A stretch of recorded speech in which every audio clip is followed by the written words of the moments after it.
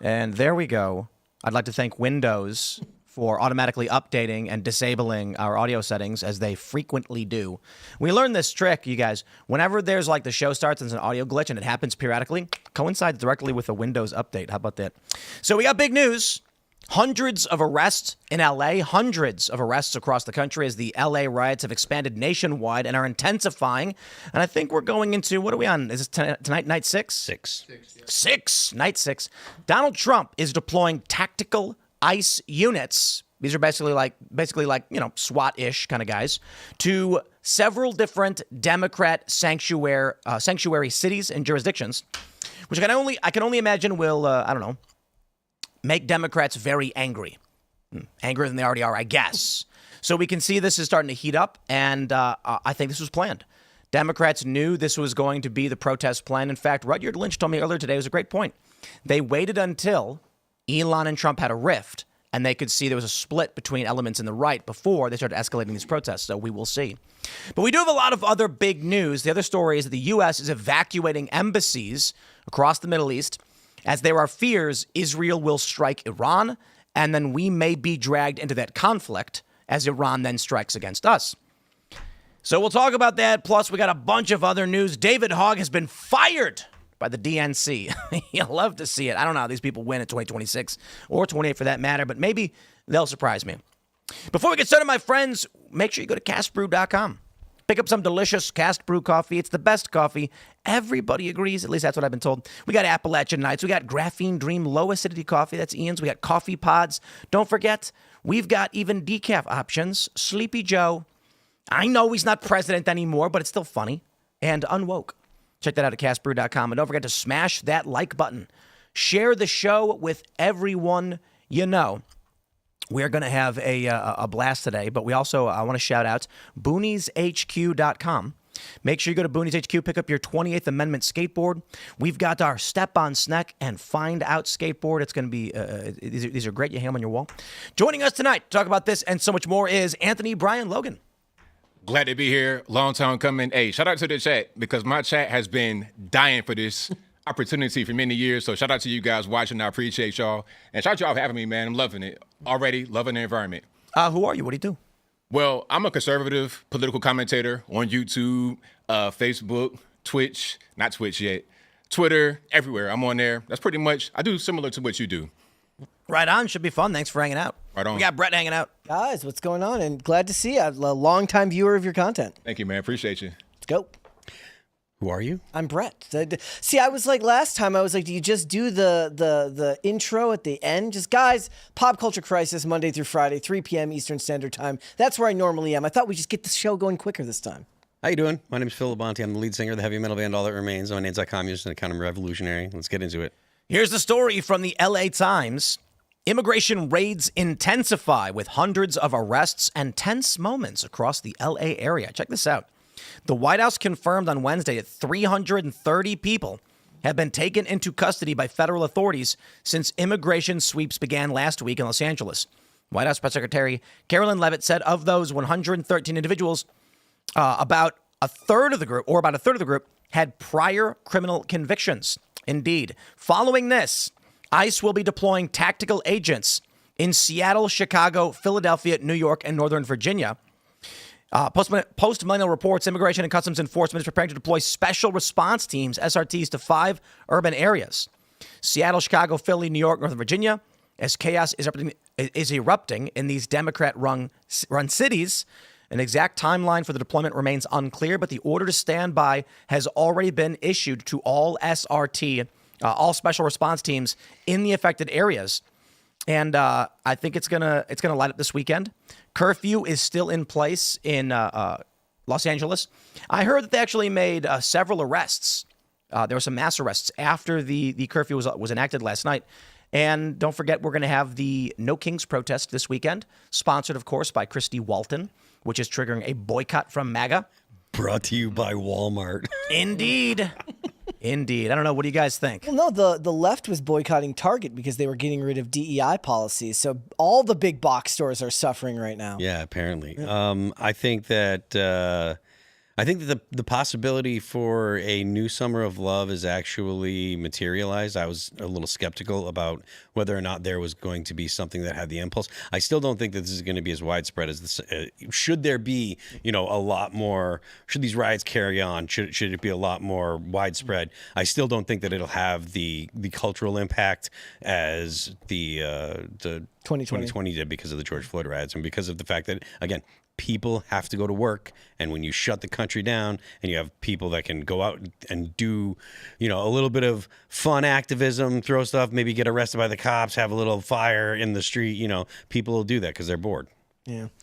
I also think that one of it is like there was a very, very iconic visual image. Like the image of what happened to George Floyd was so embedded in people's minds. Yeah. It was such a such a awful thing to look at. Whatever you think of what happened, that was a very, very stirring visual image, and that led to a lot of what you saw. That was the key. That was the key thing. The knee on the neck, that drove everything, and it went viral. But now it's not really that kind of image. It's just the idea of so-called immigrants being kicked out. And to that point, it's actually a situation where the images that are coming out are positive towards the the conservative perspective. Americans don't like to see foreigners waving foreign flags, fighting with our police officers. They just don't like to. Which country would allow that? None. Let's try maybe Costa Rica. Like, you're gonna be on the beach by yourself with an American flag. Hey, yeah. Look, the countries with the least functional governments, countries like Haiti and countries like possibly Somalia, you hear those countries mentioned, even they wouldn't put up with it. You're going to get literally chopped up in pieces and thrown on a barbecue in Haiti. Right. And Somalia, the local warlord isn't going to put up with it. If you're waving his opposing malicious flag, and they'll do things that are far more terrible to you there than are going to happen here. And that's probably why you won't see anyone testing the limits there whereas you will here. Even in their own home country. Okay, you're flying the flag of X country. Can you go to your country and do that? What you're doing here? No.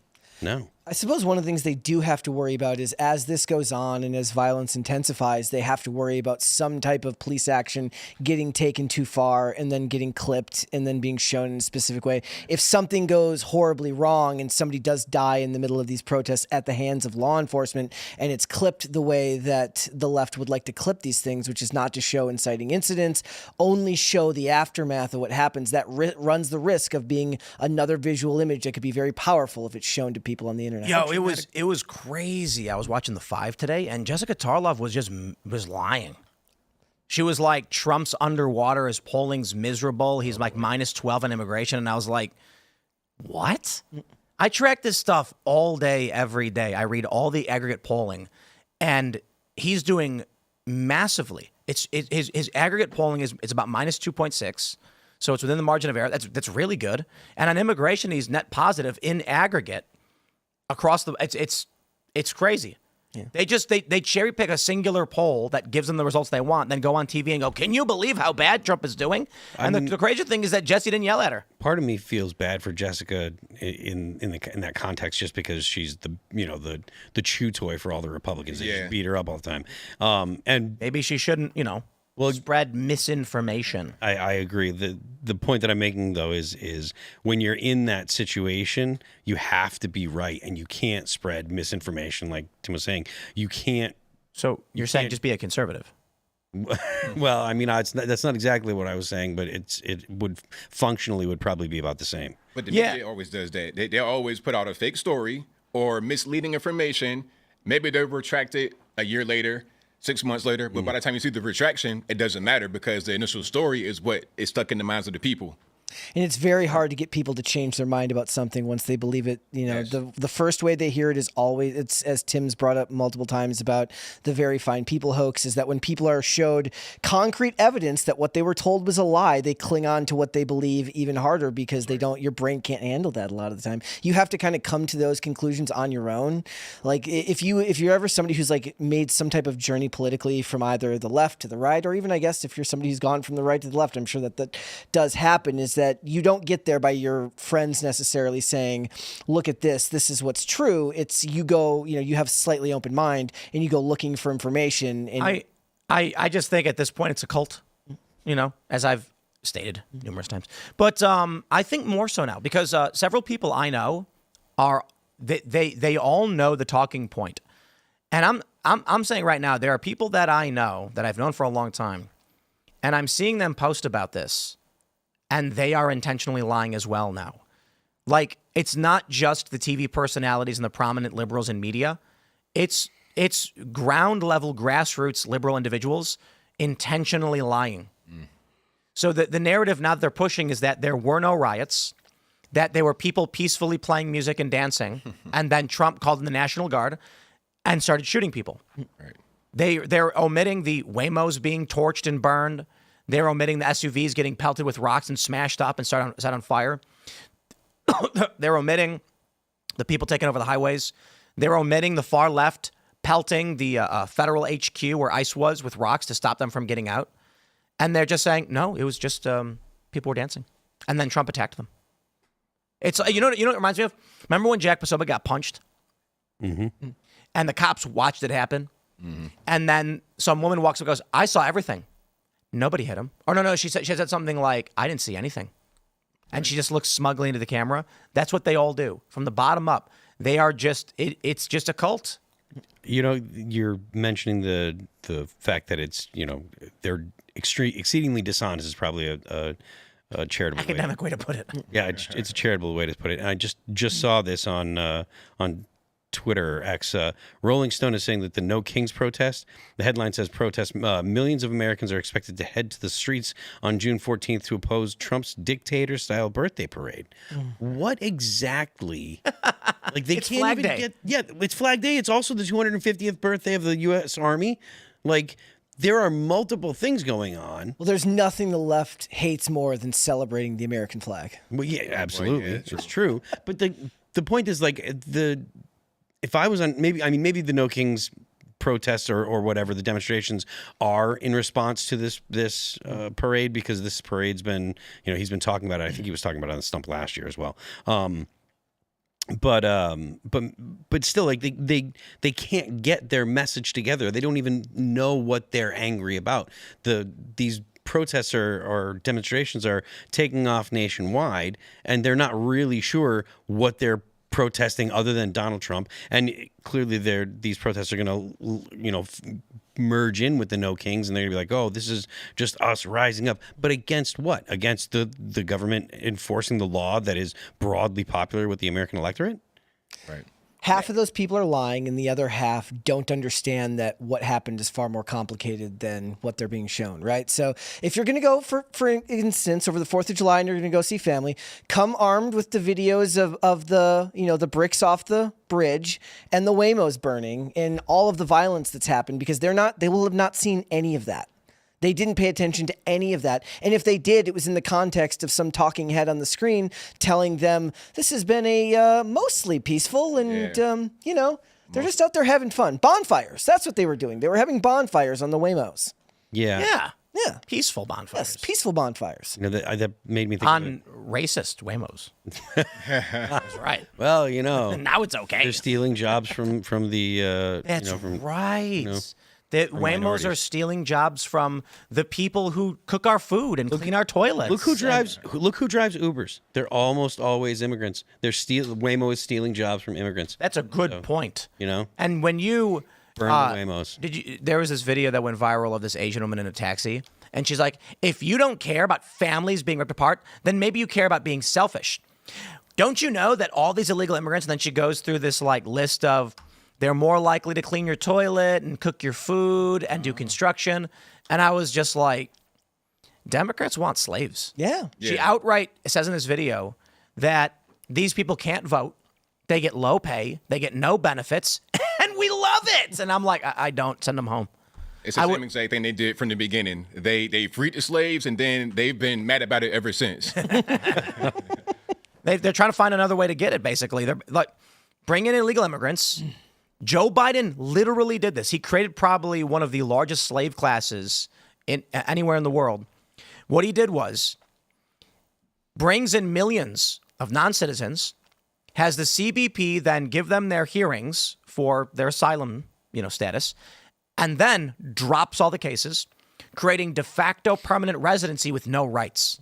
So now you have people who get paid dirt to work low-skilled jobs, no benefits, no recourse, no unions, no OSHA, none of those protections. And that's what the Democrats have been doing. They've been desperate for their slaves back. I mean, unless you're in California where they want to give you the right to vote and $9.5 billion in And D.C. as well. In D.C. as well. That's crazy. Totally crazy.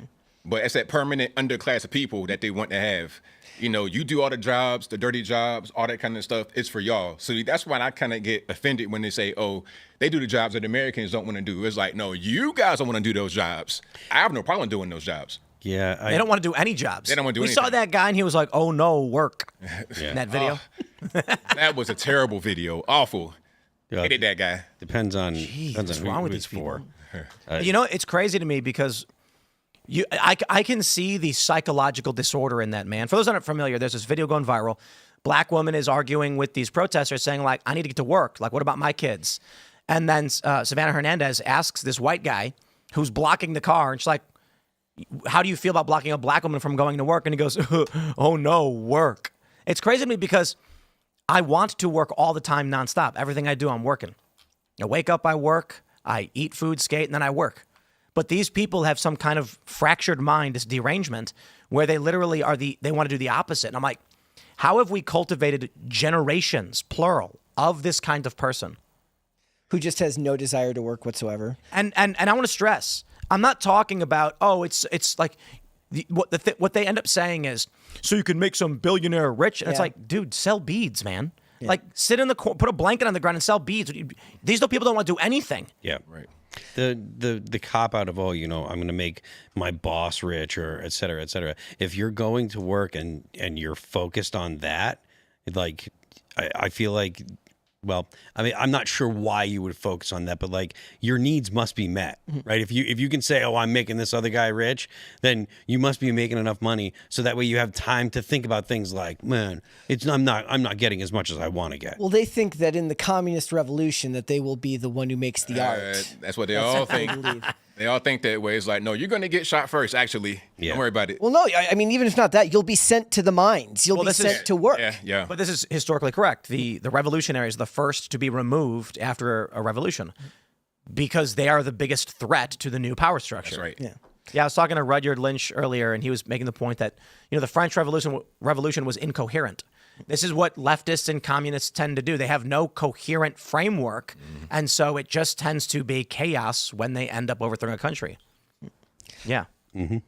And that's the goal. That's why the revolution is constant, is because the revolution, when they install the new power base or whatever, like it invariably has hierarchy, has all kinds of things that the left just says are bad and stuff, and so you have to have a constant revolution because all existing hierarchies will calcify and become oppressive and stuff. So there has to be a consistent revolution. That's why you had, Cuba had the revolution was ongoing, and they were that today 40 years after the revolution. The Venezuelan government calls it the revolution. Yeah.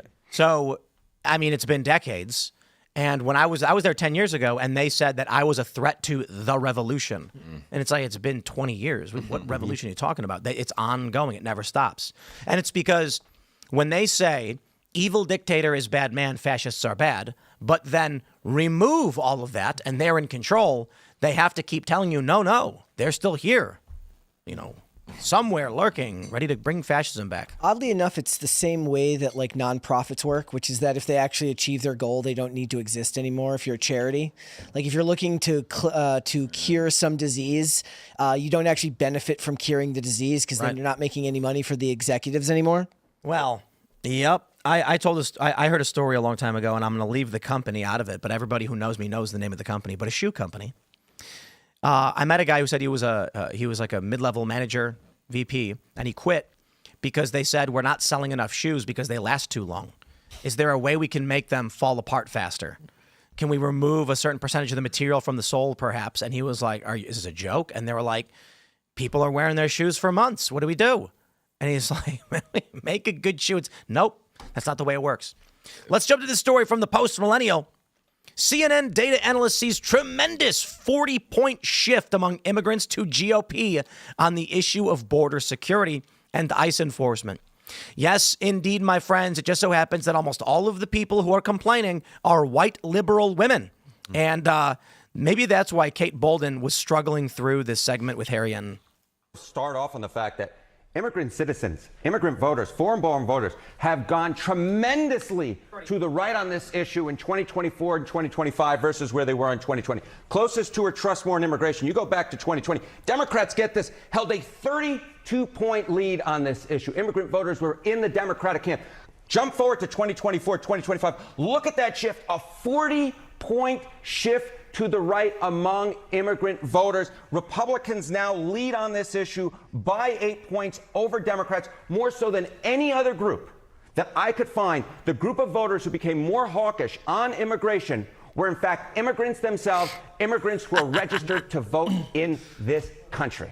Democrats, that's called being on the right side of history. Well, that's on that issue. How about how they feel about kind of traditionally, historically about Donald Trump? Yeah, so, you see this shift and you go, what is going on underneath the hood? Well, take a look, Donald Trump. You remember when he first ran back in 2016, immigrant voters were one of his weakest spots. But look at this, Trump's vote share in presidential election among, again, immigrant citizens, those who are registered to vote. Look at this. In 2016, he got 36% of the vote. You go to 2020, 39% of the vote. Look at this, in 2024, all the way up to 47% of the vote. Some polls I looked at had him barely losing that vote. Some polls I looked at had him barely winning that vote. Again, there is no block of voters that shifted more to the right from 2020 to 2024 than immigrant voters, and Donald Trump, at least in some surveys, actually won that vote. On average, it's about equal. So there may be all this stuff, right, about undocumented immigrants and Trump being harsh on them, but immigrant voters themselves have increasingly liked Donald Trump and have increasingly moved to the right on immigration and into the Republican camp. Well, then on that, what you're getting at, how immigrant citizens, voters, feel about people in the country illegally. Yeah, and this is where it all kind of comes together, Kate Baldwin. Look at this. The net favorable rating, immigrants who are here illegally, among immigrant citizens, again, those registered to vote. In 2020, look at this, plus 23 points on the net favorable rating. But look at where we were in 2024, minus 6 points, underwater. So immigrant citizens have become increasingly unfavorable in their views of those immigrants who are here illegally. So I think it's so important when we're talking about this debate from a political angle to separate those out who are undocumented immigrants versus those who are here legally. Wow, it took them only 10 years to figure out that not all immigrants are illegal, and that the people who come here legally, they tend to be successful. They tend to work really, really hard. You know what's fascinating is when you look at Filipino and Nigerian immigrants to the United States who come here legally, they have very high salaries. Yeah. Hardworking people who did everything right to come to this country. They believe in it. Or as Serge was talking about before the show, South African refugees enter the country waving the American flag. Yeah. Actual American citizens living in California wave the Mexican flag. It's so weird to me, too, because this is something that felt very, very easy for people to understand, which is that it's not cheap to move to this country. It's a difficult process to move to this country, having to take a test to understand the ethics of America, its history. It's not something you undertake lightly. It's something you do because you theoretically, you believe in what that country stands for. So why wouldn't somebody who works that hard, who put that much money, time, and effort to come to a new country want to wave its flag? And to not understand the difference between that and someone who comes here without having to do any of that, to not understand why that person would be upset at the guy who's skipping the line is patently insane. Nobody outside of the stupidest people on earth would be like befuddled by this. You should see what I do when someone skips the line with me at 7-Eleven. Oh man. Like people got to understand the issue legal versus illegal. I don't understand why people don't want to address that mainstream media. If you're here legally, I love you, no problem. You following the law.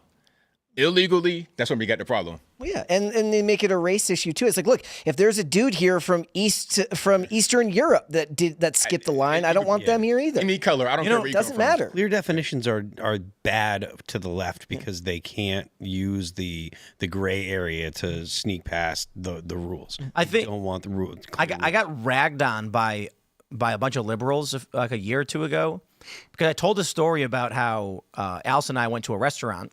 And we walked up and said, table for two, and they said it'll be a few minutes, and I said okay. And then they seated like 3 different couples before us who had just walked in, and I was like, what's going on? Like, Why are these people getting seats? We've been sitting here waiting for like 20 minutes now. And they were like, sorry about that. And I was like, nah, I'm leaving. I said, I'm going to go somewhere else. We'll go to a different restaurant. Right. And liberals took that clip and then started sharing it like crazy. And I couldn't for life of me understand what about it was controversial. I was like, I just decided not to go to a restaurant. In their minds, you should just sit down, shut up, and do as you're told, and you'll get what you deserve when you deserve it. So I wonder if the real idea was they didn't want to perpetuate the idea that we should not tolerate line jumping and those who break the rules and take out of turn. There's a lot of stuff that's in there. They don't like the fact that you were assertive enough to say, no, I'm not going to just accept what's going on here. I'm going to use the agency that I have to affect my life, which is something that we talk about. The left doesn't like to act like they can affect. Like everything happens to them. Right. They don't have the ability to make changes in the world. It's not your fault. It's always someone else's, and you can't succeed. So your behavior probably got them. It probably struck multiple nerves with them. I mean, because you're like, well, I'm not going to just sit here and. It's also the mentality of I would rather not eat than do business with someone who is disrespectful or ruleless. Unruly is a better word. But how was that controversial, though? I mean, this is like a pretty basic thing to do. It's like, okay, I'm standing here, I'm waiting, I'm minding my business. People coming by, they're getting seated. I'm not getting seated. Why would I want to eat here? Obviously, I'm not being respected. Let me just go somewhere else. I know. My attitude with all this stuff is, okay, like, you don't owe me anything. I don't owe you anything. You clearly don't want me here. I'm going to leave. Yep. But they all started posting these clips. They were loving it. And I think it's things like that show the mentality of many of these people. Why are they communists? What? It's because the only way to change something like that from happening is to totally remove have a revolution in the industry. Government should control and make sure these things can't happen. Things like that. The more you also pick like a completely arbitrary, unachievable goal, the more you just get to kind of make the excuse that nothing changes and that it's always someone else's fault. So you kind of kick the can down the road eternally and things never change. Yeah, I mean, like I said, the ability to have agency, or the idea that they have agency and they can affect the world they live in, is bad for them. I think you nailed it. The reason why, because I'm like, even telling the story, it sounds like who cares that they freaked out about this? It's because I'm telling young people, stand up for yourself and solve your own problems, find solutions, go work for yourself and make something happen. Better than telling people you're just demonstrating. You're not trying to tell people how to live. You're just saying, this is what I did. And that's like kind of like a leadership quality. So this happens on the show and we cover it, which is like half of Hollywood likes to complain about the salaries on gendered lines. So anytime there's like an actress who like gets offered money and turns it down because they didn't offer her enough, I'm like, yes, do that. Do what this person did who bet on herself and said, look, I'm worth more money than that. You better pay me what I deserve or else I'm going to walk. And it seems normal to us, but you have to encourage this because they don't understand it. But the way the left works is there will be a movie with a male lead and a female lead, and it'll be like Brie Larson and Robert Downey Jr. And Robert Downey Jr. will be given $100 million for his upcoming role, and she'll get $7 million. And then she's going to be like, look at this pay disparity. But then when the female lead is like Scarlett Johansson and the male lead is like some unknown dude, there's nobody cares. Right. No. Because they're leftists, they make excuses and they lie so they can steal power. That's also, the game. Back to your point about the video you were talking about earlier when Savannah Hernandez asked him that, maybe he was just trying to sidestep the racial aspect of it by bringing up work. He didn't have, like, he literally, within their own worldview, he didn't have a good answer because their worldview makes no sense. So he had to sidestep and make it about something other than race. They don't really care about race. They'll talk about race a lot. They'll champion race a lot, but they really don't care. When you really boil it down, they don't care. I'd be willing to bet you that guy we always refer to these woke people as white supremacists with guilty consciences. Yeah. I'd be willing to bet that if you put a surveillance camera on that guy and watch his everyday interactions, he's probably one of the most racist people you end up seeing. Or at the very least, just riddled with white guilt for everything that he's been told by colleges. But that is, it's basically, there's a person who hates minorities or black people. And then are they going to be aggressive with it? Or are they going to try and virtue signal? And the liberals go the virtue signal route, but they're still overtly racist. I love pulling up that Yale study. Have you ever seen this one? I don't think I have. The Yale study on this one? Let me see. Yale, white liberals, I love bringing this up. And I'm wondering, actually, if you've ever experienced this, Anthony. White liberals present themselves as less competent in interactions with African Americans. Yeah, the white liberals are the worst out of everybody I have to deal with. Captain Man Bun, like him and his mom in that video, I hate them whenever I see them. I go the other direction because I know it's going to be a bad interaction every single time. Conservatives don't do it. This is the thing. Conservatives, libertarians, they will just talk to you. And if you don't understand, they'll explain and they just talk like you're normal. Right. Liberals intentionally act less competent because they're racist. Yeah. They think that black people can't get IDs or figure out how to use the internet. Yeah, that's the funniest thing. I've seen that. It's like, come on, man. You just go to the DMV. It's like we're regular citizens like everybody else. My They favorite. don't see us that way. They see us the same way they see the migrants as the permanent underclass. Hey, you guys just work, clean the toilets. Y'all just do that. You're not really people. In that Ami Horowitz video, my favorite interaction, I'll bring it up whenever I can, is I'm sure most people are familiar with this video. It's one of the most massively. Have you seen this one where I think you? I've seen that. Yeah. Yeah. He goes to Berkeley college students and says, "Can black people get IDs?" And they're like, "No, they just don't know how to use the internet and things like that." Then he goes to New York. He goes to like Harlem and the Bronx, and then he asks them, "Do you have a phone?" And this lady's like, "Yeah." Like, "Does it have the internet?" She's like, "Yeah." Why? And he's like, I'm just curious because these liberals are saying you don't have it. But my favorite is when he goes to this older black guy and he's like, "Do you know where the DMV is?" "Yeah, if you go up on 25th Street, you make a left." Like, of course he's giving him directions he knows how well. It's insane to me that they live in this bubble world. These liberals, they go to this. They're from white enclaves. They go to overly white universities where they stand up and say, "We need to go burn down the city to save black people." And then when a black lady shows up saying, "I'm just trying to get to work," they go, "We don't care about you." Right. That's the. I can't conceive of the method that you have to use to get from burning down the city to "we'll save black people." Like, what are you talking about? What does it mean? They don't really care about saving anybody other than themselves. In my opinion, in the video with Savannah, I think that dude and his mom were there getting paid. She's trying to get to work. He's like, "I'm at work. You're in the way." He's like, "My check already cleared, man. It's already clear. I got to stay out here. And they're watching me. So if I leave, I'm not going to get. Come on. What are we doing? It's already in the bank. I'm smart. I get paid before I go to work. You go to work and then get paid. Look, and a lot of it is proven, just like in 2020, that they don't actually care about the cause that they're actually advocating for, especially on the granular level. If you think about like what I mentioned earlier, like David Dorn in 2020, if you ask the average person who was out rioting during 2020, they don't know who that was. They don't know what happens, and they certainly don't understand why we would consider that a tragedy. Right? And if you can't look at something like that, which is weird too, because they seem to think of empathy as like something on the macro scale. You have to be empathetic to an entire group of people. Whereas I think maybe the more well-adjusted version is I have empathy for people that I see in my everyday life. Or you look at an individual example of something awful that happened to someone and you're like, yes, I can have empathy for this person in this situation. But the problem is that is not politically expedient. Yeah. Because it doesn't speak to a larger cause. You have to have mass toxic levels of empathy for all people. And look, that's not good for politicians. It's not good for CEOs. And yes, for you or I, we can have empathy, especially when you talk about these examples with the riots or even the stuff going on with ICE where they're going into neighborhoods. And then the people in that neighborhood are going to be uniquely affected by that because those are their neighbors, their confidants, they're people that in their lives that they know on a daily basis. That's different. But if you go to somebody on the internet who doesn't know that person, who doesn't know anything about that, but just sees what the large scale issues are in the country and how it's perceived that that illegal immigration plays in those problems, there's no empathy to be had there. That's not the point of the discussion, and that doesn't help them politically. Let's jump to this from the Mirror. Ladies and gentlemen, I have been holding this one back for months. Civil War. From the Mirror, Los Angeles is just the start of a big, beautiful civil war. I'm sorry, it says just to start. A big, beautiful civil war is coming to America. Peaceful protests are rebellion, Hispanics are illegal, and up is down in Trump's America, says Fleet Street Fox. There will be a civil war before this man is through. Now, to be fair, this is often a overly snarky, somewhat satirical writer for the Mirror, but this is well intended to be, I guess, inflammatory. This woman is very much serious in what she's writing.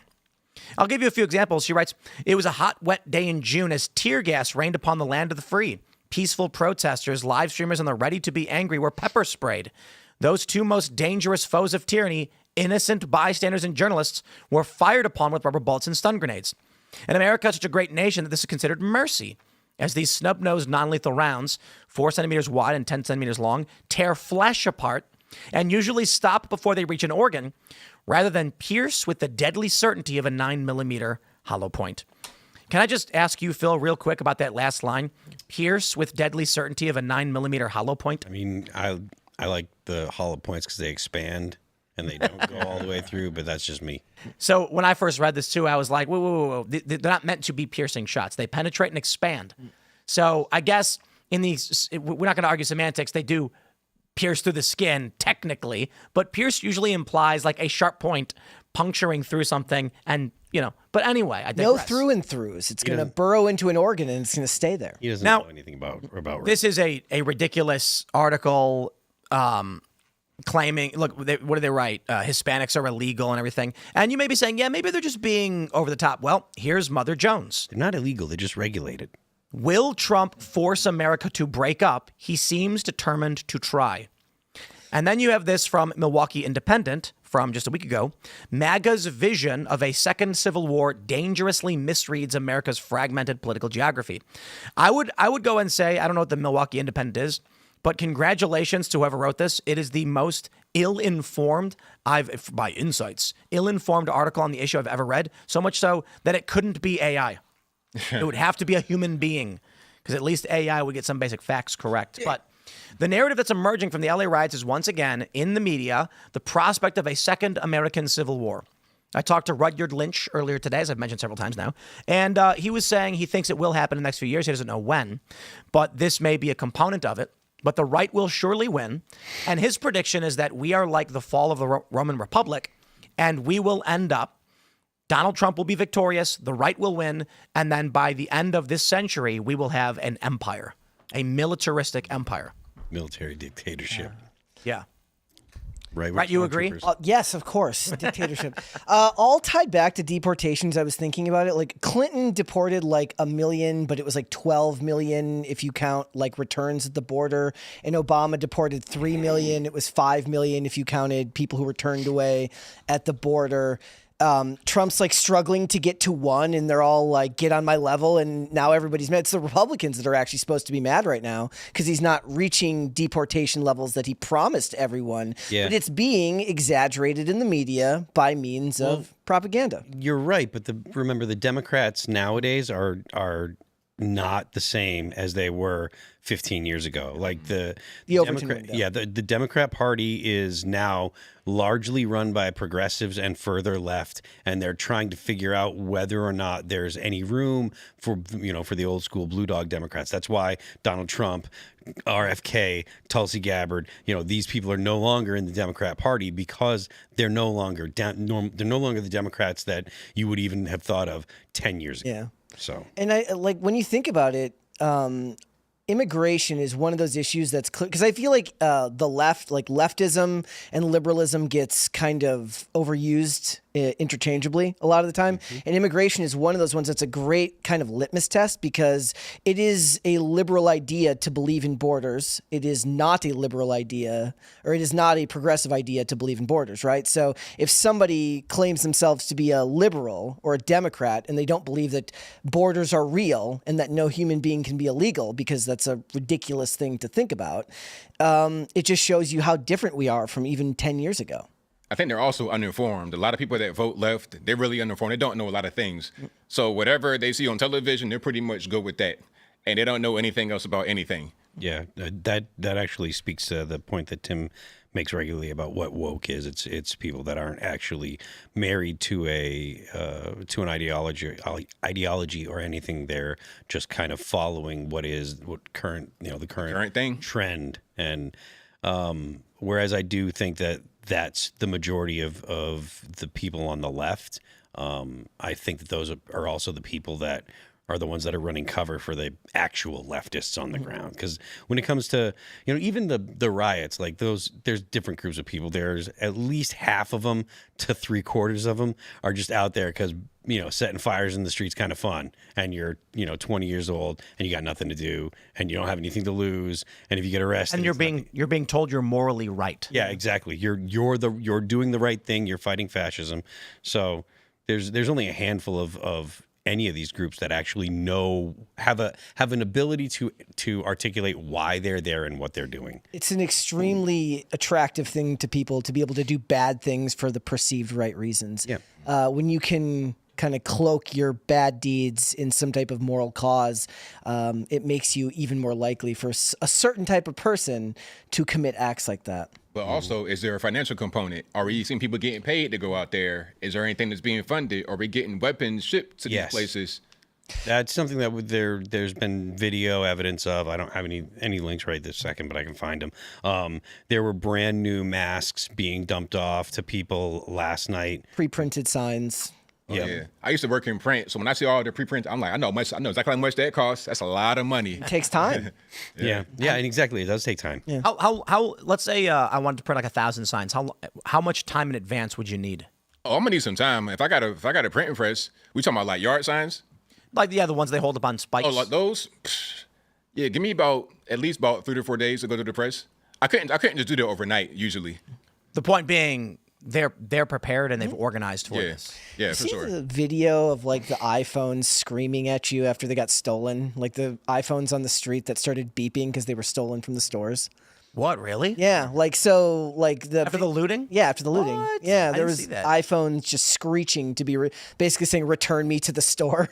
At least all it does is squeal. That's a good idea, man. Yeah.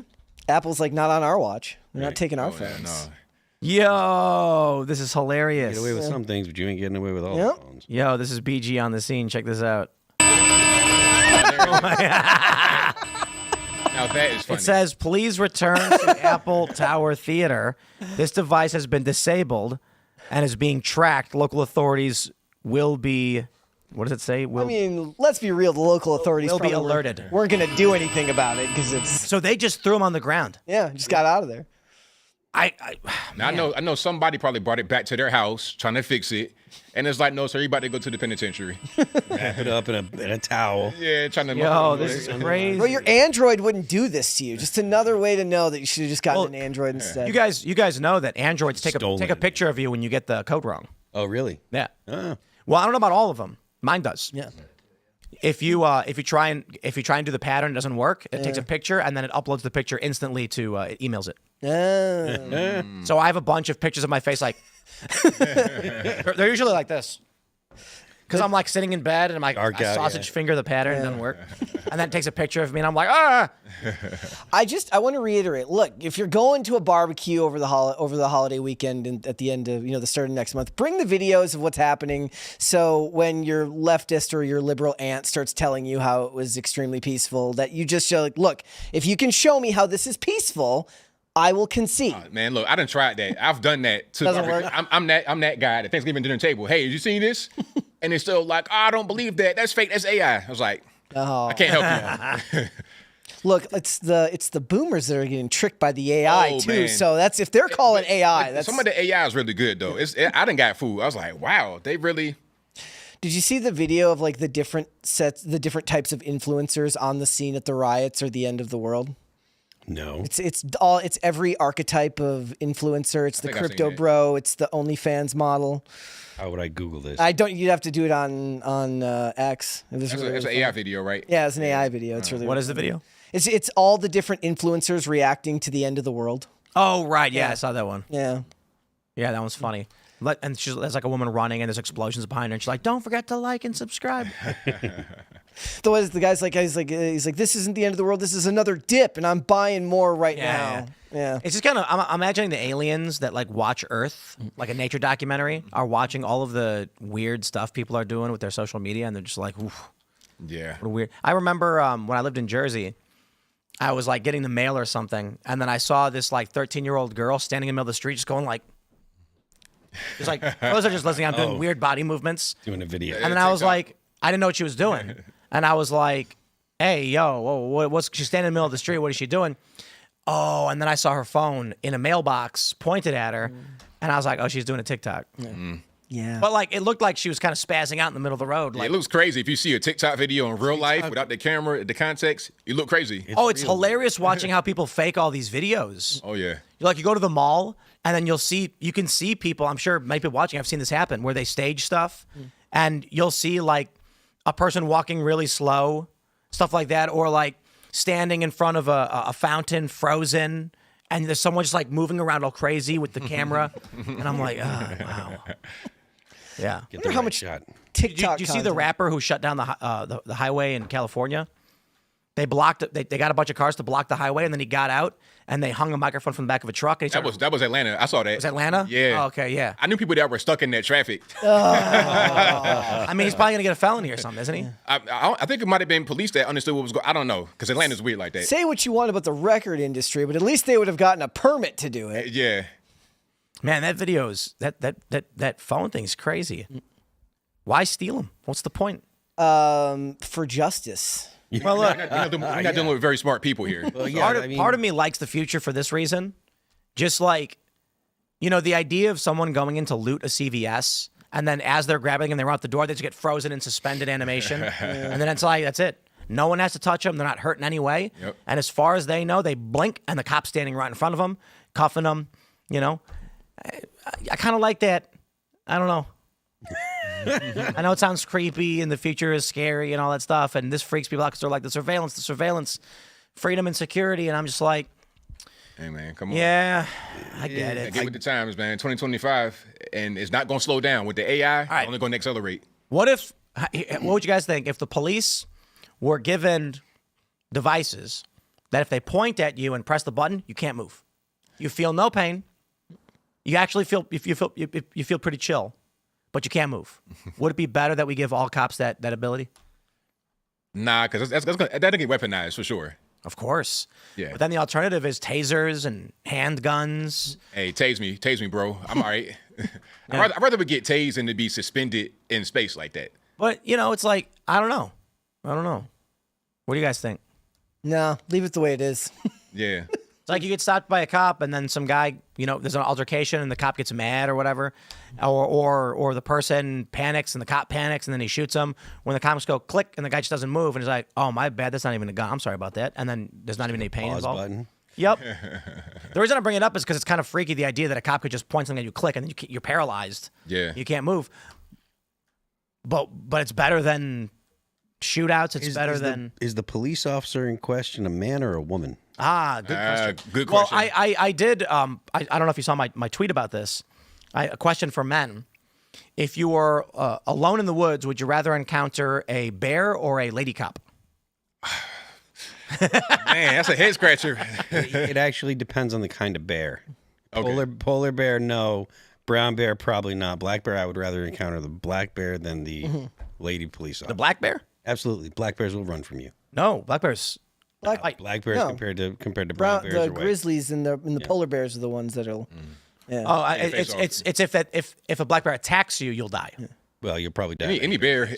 Grizzlies will. So with what is it? If it's brown, lay down. If it's black, fight back. If it's white, good night.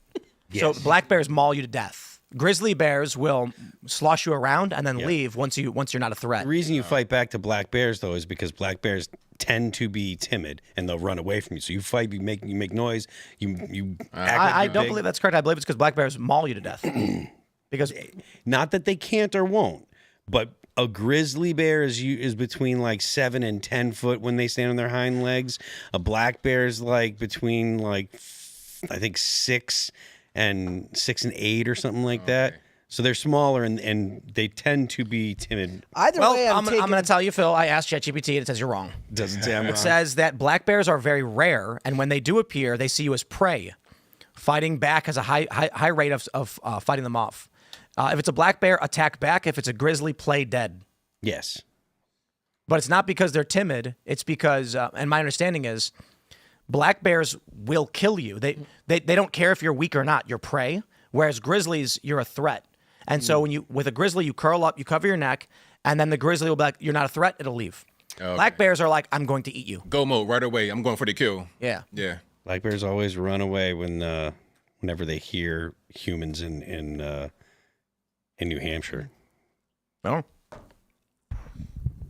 Maybe they learned a lesson because in New Hampshire they got those rifles. I mean, I don't know. Hunting season. Generally, I was under the impression that black bears would avoid people unless they were going for garbage. Well, I had a I black think it's bear. for all bears that you're supposed to make noise so they. They get scared. Yeah, I had a black bear come to the sheets near where I was, and it freaked out, ran away really fast. As soon as There's no camera on you. Yeah, I don't know why I saw on. Oh. I wouldn't reset, but That's okay. Either way, I'm taking the female police officer because I'll just outrun her. Actually, the Eventually. female cop can't really do too much unless she gets to her tool belt. She's armed though. Okay, if it's female cop with no tool belt, no It was problem. funny because I got a response. It's obviously a joke. Like I've encountered female cops before. To be fair, though, now that I think about it, they were never good interactions. Like I told that story about how I got robbed by cops. It was 2 lady cops. Wow. I was in New York You got robbed in the USA? by 2 lady cops. So not literally, but technically, what happened was I was at a bar on the other side of the Williamsburg Bridge in New York, and so I was leaving, called an Uber. And I lived just down Broadway. So anybody who lives in New York knows you cross the, is it the Williamsburg Bridge? I think so. And then you go right into Broadway. And it's a straight shot, no turns. So I call, I think it was a green cab. Or it was a yellow cab, actually, because I'm in Manhattan. And I go in the back and I say, here's my address. He drives across the bridge and I'm half passed out, but I'm awake. And then he turns left. And I immediately go, yo, where are you going? Where are you going? He's like, I'm going. I'm like, no. I'm down Broadway. You're turning left here. He was trying to do, this is what they do. They run up to meet her. So I said, stop. I'm going to get out now. And he says, no. And he hits the gas. So then I'm like freaking out. So as soon as there's a car in front of us and the light turns red, it's slowing down, I pop the door and jump out. It's a gas station. And then he slams his brakes on, gets out, starts screaming at me. The meter was like $14. And then I said, dude, back off. And he was squaring up. And so I went to the gas station. I was like, yo, call the cops. This guy's freaking me out. He's going nuts. When the cops showed up, they actually said, we are going to arrest you right now unless you give us the money in your wallet. Wow. Yeah. And I was like, wait, hold on. I was like, I called you guys because this guy was threatening me. And they were like, well, he says you owe him $50, so pay him or else. And then I was like, I don't owe him $50. I just came from across the bridge. He took a turn. I jumped out of his car and started threatening me. And they said, you have 2 choices. Take out your wallet right now, empty the cash. Otherwise, you're under arrest. And I was like, okay. I pulled up. I had $20. I was like, I got 20. They took it. And then they said, do you want to ride home? I was like, no. I swear. And I walked. Ride home. I walked. Yeah. Wow. It's the same logic for short cops. Apparently, you don't want to have interactions with the short cop because they're always being tested by the taller ones, so they got a chip on their shoulder. Yeah, what was that Napoleon syndrome? Yeah. Don't want that. All right, let's jump to this next story from the New York Post. Oh, my heavens me. ICE immigration raids empty Home Depot parking lots of day laborers. Okay. I mean, breaking news. If that's where they are. They say in northern New Jersey, just a few men stood under the morning sun on Tuesday where dozens used to gather, according to the Wall Street Journal. Parking lots outside Home Depot across the country that were once teeming with day laborers angling for work are now eerily quiet. A stark sign of how the Trump administration's immigration crackdown is reshaping the informal labor market. You mean the second-class citizenry labor market? Illegal? Yeah, I mean, they've got no rights. They've got no unions. They've got no protections. And they displace the work for American, especially American Gen Z, who would do the job. And here's the best part. People say that Gen Z, they don't want to work because they don't get paid enough. They can't afford a home. Imagine this. Imagine if you got rid of all of the unskilled illegal immigrant labor and all you had left was Gen Z saying, I want $30 an hour for this job. Guess what you got to pay them? $30 an hour. That's right. And that means this is actually what stops the wealth gap. The ultra wealthy's profit margins go down as they start spreading out what they have to try and cover the cost in the bottom, and it creates a balanced economy. But instead, what we have is illegal immigrants come in endlessly. This is the thing that I think a lot of the libertarian anarcho-capitalists don't get. There is a near infinite supply of cheap labor all over the world that we can't compete with. And so the Democrats bring these people in, and then Gen Z is just sitting in their parents' basement.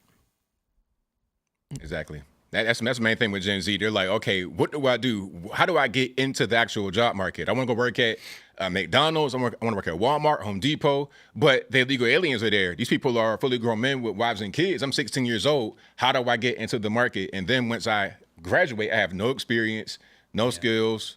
What do I do? Yeah. I don't know if parents are put as much emphasis on getting a job for their kids nowadays as they used to. But it's super important just to get a job that gets you acclimated to going to a place and doing what you're told, even when you don't want to, even though it sucks, even though whatever your problem is that day, whatever it is. Once you get acclimated to those kind of things, it makes getting jobs and finding, finding gainful employment easier in the future. And I feel like that kind of like the building blocks kind of thought process isn't really given to kids anymore. Like young people don't get they may not have the opportunity to get those jobs, but they're also not encouraged to get a job when you're 14. Nowadays, you're not even like if you leave the house by yourself at 12, your parents might get arrested. I had my first job when I was 14 years old, you know? So I mean, they're not even getting their driver's license. Like they're getting their driver's license in lower amounts than every previous generation did. I love this story. Apparently, I guess Stephen Miller was upset because the deportations were actually rather limited.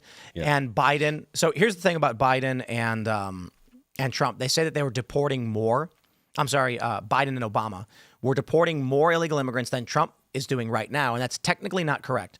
With Donald Trump shutting down the border, they're going after illegal immigrants in ways that no one's ever done. Obviously, if this wasn't the case, the left would not be protesting. Obama turned back millions of people, called them deportations. Biden, I think it was somewhat of a hybrid, but he was actually shuttling in way more people than he was actually deporting. And so with Trump shutting down the border, it's actually quite simple. If Biden lets 1 million people cross the border and then tells 300,000 to go back, he's deported 300,000. If Trump shuts the border down entirely and then starts going to the interior to deport people, but it's only 10,000, they say, look, he's barely deporting anybody. So Well, apparently, also apparently Stephen Miller didn't like that narrative. So he said, start going to Home Depots. I don't know if that's true. That's what I heard on the news. He said, just go to the Home Depots and grab them. And then apparently that's what they've been doing. And so ICE just rolls up to Home Depot and says, hey, who wants to go home? So does that mean that Trump doesn't count the turnaways at the border now as deportations? There aren't any. Yeah. Nobody's even trying to get in. They're not no, coming. people are trying. Yep.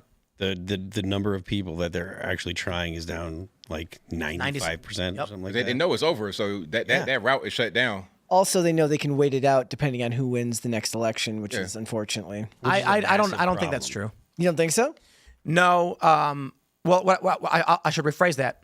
I think there is a decent it is probable that many of these people think they can wait for another election, but I don't think that there is a guarantee that even if Democrats win, this will be possible, because I think we may get to the point where you see just clashes at the border. So if Trump does lose or I should say the Republicans lose because Trump's not going to run. Right. Although maybe, who knows? Let's say that a Democrat, open borders Democrat, wins. Let's say Democrats win the midterms. Then they win 2028, and now they've got the House. They hold the House for this election, obviously, because if they're going to win the presidency, it's likely going to happen. So they have the House and the presidency. The president then says, Newsom, we are no longer going to discriminate against our undocumented citizens and their families. Open the border. I think it's very possible that Americans go rogue and just say, nah, and they go to the border, and then you get violence. I mean, not that I'm hoping for that, but I definitely don't want to see, any kind of influx of any kind of immigrant at all. Like the idea of shutting down all immigration, I think is perfectly reasonable right now until we can actually start getting significant portions of the illegal immigrants that have come here out of the country. I think if Kamala had actually won, and this is funny actually, did you guys see the article? There's an article that someone came out, a study shows that she actually won and Trump stole the election. Of course, I saw that. Now they're killing us for saying that the election was stolen in 2020, but then they put out stuff for 2024, and it's fine. I think if Kamala Harris would have won, we'd be in some kind of greater destabilization or comparable destabilization, but I think it'd be pretty serious. It's a little early, so we don't know where this LA riot stuff goes, this ICE riot stuff. But I do think that if the Democrats won, it would be, I would just say, unstable right now. I do have a morbid curiosity about what would have happened had Kamala Harris, won. Well, the DOJ would be arresting prominent conservative politicians. Yeah. And their lawyers. Yep. You'd see a lot of tax attacks. The IRS would start accusing people. It's really the easiest way to get rid of any personality, and you got to do it sparingly. But you want a Tim Pool, a Crowder, or just Benny Johnson, tax fraud. Mm-hmm. They just say, hey, you didn't pay taxes, and we're going to accuse you of a crime, and then you just go like, I have an accountant who does all that for me. Oh, so you admit it. That's how they play it. Mm-hmm. And they'd start figuring out what they did with the Tea Party. under Obama. Yeah. They started auditing and going after and trying to jam them up and seize their money. And then you'd get a bunch of the lawfare. You'd get Democrat-aligned lawyers filing frivolous lawsuits and bogging you down. And I think a lot of people would be in jail. I have been reliably told that Barack Obama had no scandals at all. I don't know. Well, what he you're did talking wear a about. tan suit. He did wear a tan suit one time. Yeah, and he killed that kid. Yeah. You know, a couple of them, actually. That's another one that you have to like. More than a couple. Like Killed a lot of kids. you hear, you hear those stories and the people that talk about how there were no scandals in that time period. It's like, no, it's the same thing that goes on now, which is that you just didn't hear about it. Nobody was talking about it. I'm asking ChatGPT, how many children did Obama kill? Oh boy. Oh man, it's gonna be a lot. It's going to say none. It's going to be like, what are you talking about? He wore a tan suit, Tim. Or it can't answer. Oh, I love this. It says, while there's no evidence that President Obama personally directed the killing of children, U.S. drone and airstrikes authorized under his administration did result in civilian and child casualties, between 66 and 184 children, due to the airstrikes authorized by Barack Obama.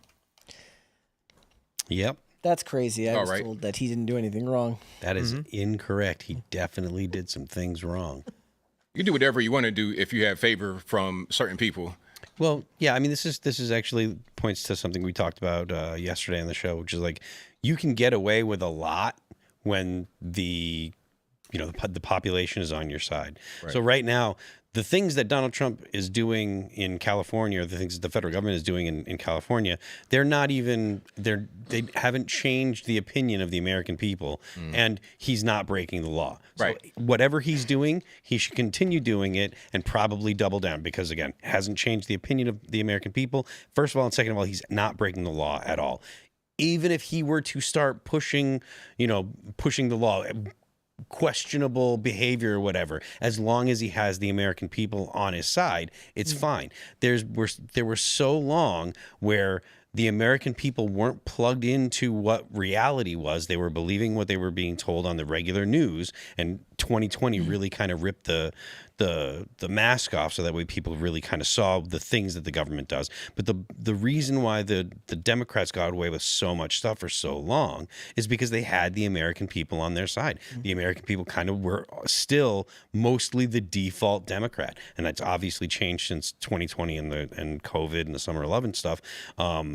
But as long as the people are on your side, you can get away with a lot of stuff, whether it's legal or not. I feel like that's one of the reasons, one of the phenomenons that I've always noticed is that when there's a Republican in office, especially with Trump, that any government failing is his responsibility.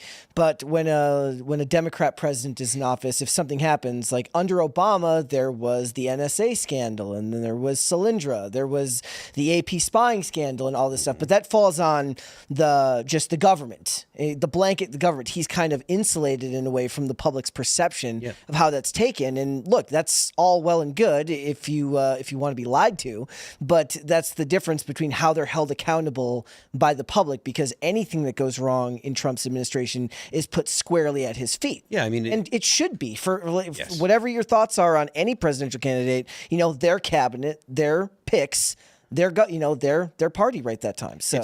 It's kind of like the whole Republicans pounce, right? Yeah. So when the Democrats do something, the story that the left or the left media, and which is the mainstream media, had told and still does to this day, the story that they tell is Republicans noticed. Republicans pounce on Democrats for doing this. The story isn't what actually happened. The story is the reaction that the Republicans are having. That's right. And so the Republicans are bad for pointing this out, or they're bad for saying these things, as opposed to actually addressing the story. So the Republicans pounce on it. So whenever the Democrats do something that's good or whatever, they'll tell the story. When the Republicans do something that's good, they won't tell the story and lie by omission. Yeah, it's lying by omission, but it's also setting the narrative that the left is always correct. How do you think that the political dynamics in this country have changed since Trump's first term? Wow. I think a lot of what we're seeing right now with the deportations and the raids, people are a lot more comfortable with it because they saw what happened in 2020 to 2024. So that period of time, not having Trump in office, Americans realize, oh, this is what you guys wanted to do. So people are more sympathetic toward what Trump wants to do. The deportations, say, cool, we saw the numbers earlier. You got a 40% swing among immigrants because they hate it more than anybody else. It's like, okay, I'm here legally. I've done everything right. I've paid my money. People from other countries that I left are following me, and they're bringing criminals.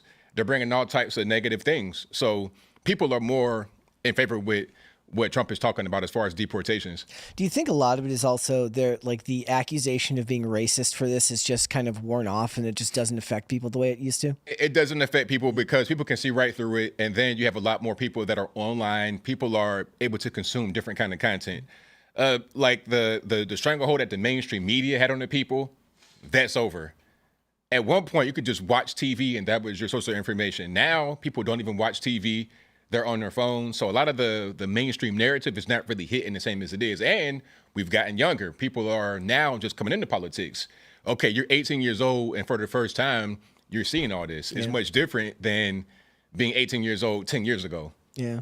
Or even longer. I mean, it's like you didn't get into politics at 18 when you were, at least when I was a kid, like you didn't necessarily care. Like there was a bit of an uprising because Obama came on the scene and that was a big thing. A lot of people felt like they were going to be able to affect change. That was the slogan. Right. Yeah. And that was a big political awakening for a lot of people. And selfishly, I'm always like, I understand that it's important to be informed politically because it's going to affect, your life. But it feels sad to me when kids who are 18 are worrying about politics. I understand that it matters, but I'm like, I also feel like you're kind of stripping them of that.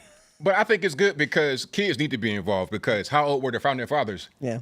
They were very young people, so they need to. Between their 20s and 40s, but a lot of them in their 20s. Yeah, a lot of them are young kids. I think they need to get involved, especially since we have a lot of kids that don't want to do anything. They don't want to work. Okay, let's have an interest in the country, in civics, and what's really going on. Be a little bit more mature when you're younger. It's kind of like reversing what's happening with the 35-year-old at the house with his mom still, like Captain Man Bun from earlier. That guy. Let's kind of go back to a little bit more maturity in our young people. Let's jump to the story from the New York Times. U.S. to withdraw diplomats from Iraq amid Iran tensions. The Washington Post says U.S. shrinks presence in Middle East amid fears of Israeli strike on Iran. And this is big. Not this one right here. Where's the... here we go. Ladies and gentlemen, we have terrifying news. This is the Pentagon Pizza Index. It's spiking. That is, when you take a look at the pizza restaurants in and around the Pentagon, you'll see they are busier than usual. What does that mean? It means there's a lot of people who are working late at the Pentagon right now, so they're ordering lots of pizza for them, which usually implies war. Damn. Yeah, or some kind of military Is there like a Chinese food one as well? index? Yeah, is there a Chinese food index? Well, I'm sure it's all the food around. It's all just be Pentagon. pizza. But Trump says, I'll play the audio.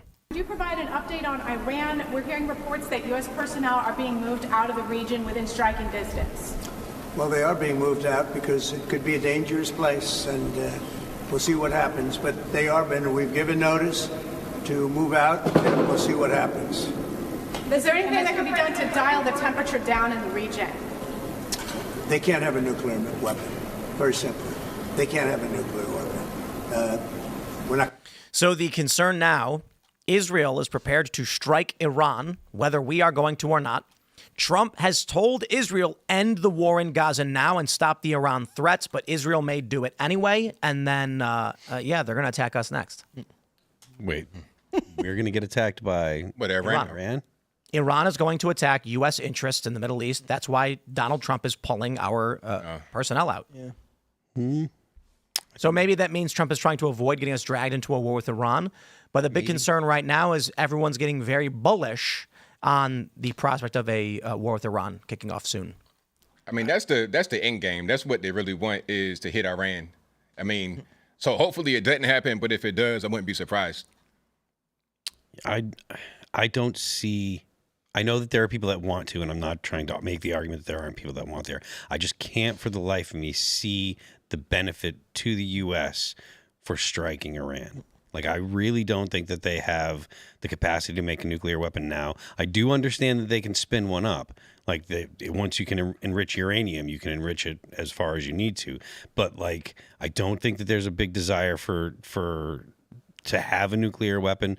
And I think that attacking the U.S. after Israel strikes them is the worst option because that guarantees U.S. involvement. There's a lot of people that would look at the situation going on between Trump and Netanyahu and be like, maybe we shouldn't strike the U.S. and then maybe that won't draw the U.S. into it, you know.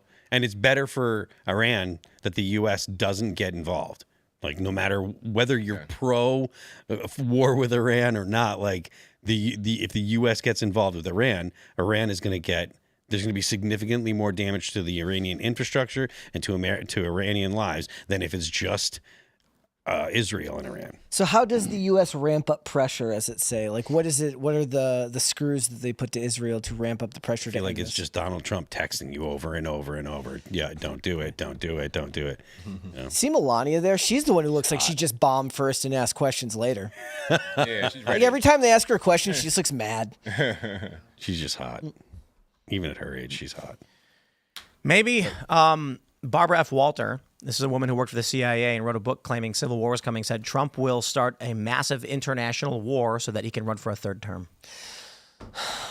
Yeah, that's the only. That's the response. The exact the appropriate response. I mean, like, I imagine nobody who golfs that much wants to start a world war so that he can be in charge more. Yeah. Like, I think he just wants to finish in golf, right? I don't know. Apparently, he wants to have a military parade on his birthday. Again, like The Army's birthday? Well, that's a coincidence. It doesn't matter what Trump says. It's always the opposite to these people. Doesn't matter what Trump says. They'll believe what they want to believe. I mean, that's the joke. Trump could save a small child from a burning building, and they'd claim he was hurting the child. Yeah. Taking him into the cold. Now he's freezing. What are you doing? A terrible man. Trump stole fuel from the fire. Well, this is one of the reasons why I used to kind of be critical of him when he would, kind of fan the flames of the way the media treated him. He'd say things that were purposely inflammatory, but at a certain point, it's like, look, it doesn't matter anyways. They're going to misinterpret everything you say. No human being is that capable of just ignoring it for long enough. So just say whatever you want because they're going to misinterpret it anyways. Just be honest, because like you said, whatever he says is going to be bad. Just be honest and tell everybody what's really going on rather than trying to be their friend and you still get treated like garbage. Yeah, it's not going to matter. And that's the other thing is that it's very clear that he kind of still pines for the mainstream media's love and affection. He did love being the media darling. It was kind of quintessential to his personality in the 90s. And I think that he misses that on a certain level, which is why he will still give media interviews to everybody that hates him. Yes. Yeah. There's nothing that he wants more than for everyone to like him. Yeah. Well, it matters because when you're looking at the media, that's how public perception is shaped.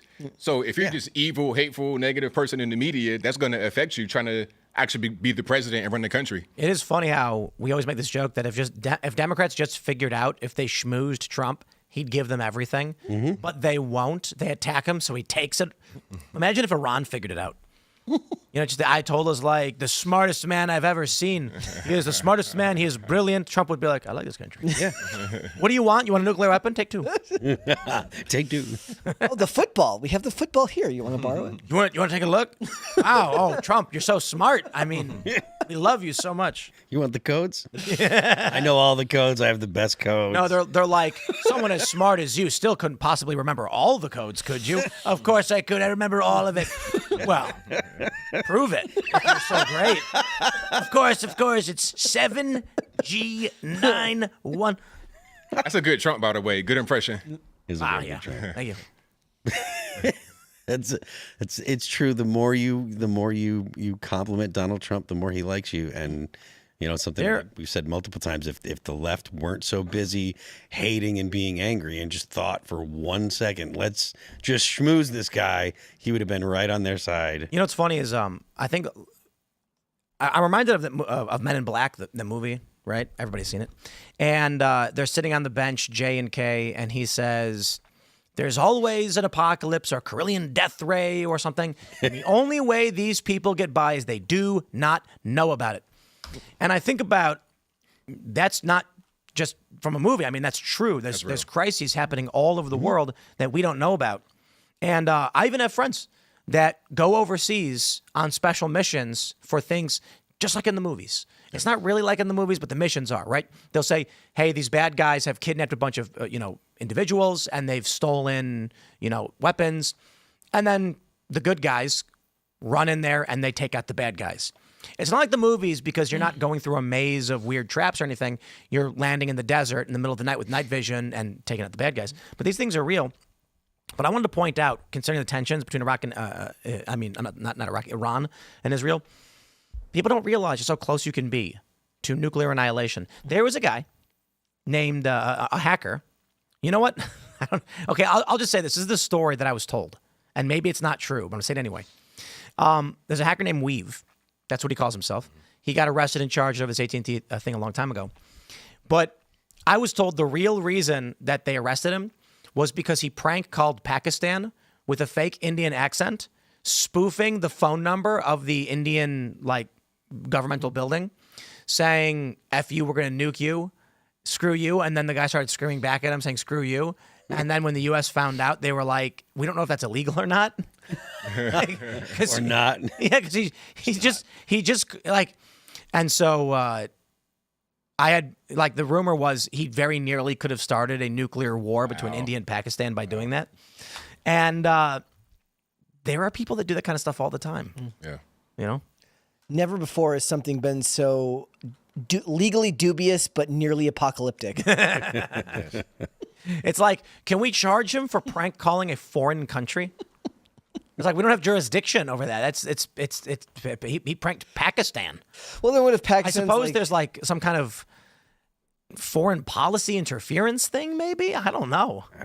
He wasn't engaging on behalf of the United States. I do imagine that it's illegal to start an international conflict.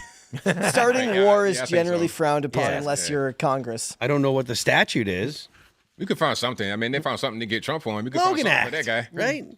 Yeah, but that's on behalf of the United States. Well, what if Pakistan's like, we want him extradited here to stand trial for prank calling us, and we're like, look, for the sake of preventing nuclear war, we're gonna have to send you over there, man. I'm sorry. Look, man, can't you Nice guys trip. just get a sense of humor about this? You know, nothing happened, no harm, no foul. You could be a comedian in Pakistan, sir. Yeah. This just in, they have no sense of humor over there. This just in, Pax don't Pakistan. think it's So funny. I asked ChatGPT. It says there is no specific law that says it is illegal to try and start a nuclear war between two other countries. And then it goes on to say, however, there are laws they could try to apply to that kind of action. yeah, Of course. But I'm not entirely convinced. I mean, America Because might not wanna- almost all of these laws in the U.S. are about the U.S. and its allies. Yeah. So if you convince Russia and China to go at it, Well, yeah, America's like, look, we don't want anybody to start a nuclear war, but we're Hilarity perfectly ensues. happy to help two other countries start a war with each other. Right. I mean, history says America loves that. Yeah, there's The proxy wars, that's their favorite Yeah. thing. There's no denying that that's one of the United States' favorite pastimes. Would you like some rifles? Yes. Would you like some grenades? Yes. Well, what do you know? well, my friends, let's jump to probably the most important story of our lives. DNC boots David Hogg and another vice chair from their roles. The decision comes amid internal strife at the National Committee. Now, I'm joking when I say it's the most important, but let's be real.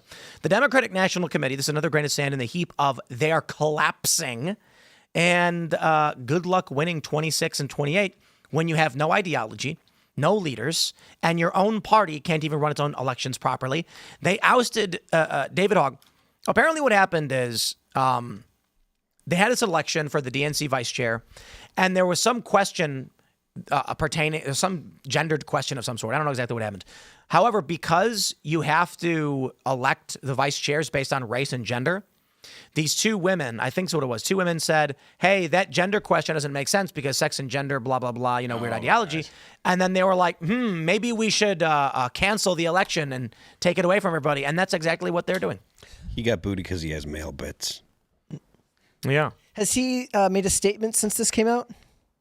I don't know. This is breaking now. I mean, maybe we can check Is it he out. allowed to be mad about this? I feel like he's not allowed to be mad about this. Well, look, no matter what he does, he's going to be wrong. Like, if he's mad about this, Olivia Giuliana's going to come up and be like, look, you have no right to be angry about this, but you should help That's me the get big the one men there. to vote. Yeah. Yeah. The one very that thing you loved. champion is Yeah. what got him out of the way. you champion on this gender confusion. Well, congratulations, sir. You're out of a job. He has issued a statement. He said, I'll just pull up his ex I account. recognize my privilege, and I'm sorry No. that I ran. He said, I'm not running for the new DNC vice chair election. So he's quitting. And you know what they say? When in doubt, just give up. I started Leaders We Deserve for a simple purpose, to be the Emily's List for progressive young Democrats. We sought to find the best of our generation and do everything we can, blah, blah, There's blah. already an Emily's List. He says, we spent millions last year fighting to elect incredible young people. Molly Cook, Mo Jenkins, several names. Dante Pittman in North Carolina. Okay, we focus on open blue states and defeating incumbent Republicans. We're a bunch of communists who hate this country, and our goal was to burn it to the ground. Ha, ha, ha, ha. I'm just kidding. He didn't say that. I just made that up. Anyway, after seeing a serious lack of vision from Democratic leaders, he goes on, blah, blah, blah, became clear, blah, blah, blah. I don't want to read this. Not because we don't have money, et cetera, et cetera. So 27. Wow, this is really long. That couldn't have been like an article. He kind of proves one of my theories, which is like anybody can hate old politicians. Are you brave enough to hate young politicians as well? Like, there's plenty of them that are just as awful as the old politicians. Procedural errors violating the gender parity rules led to the challenge.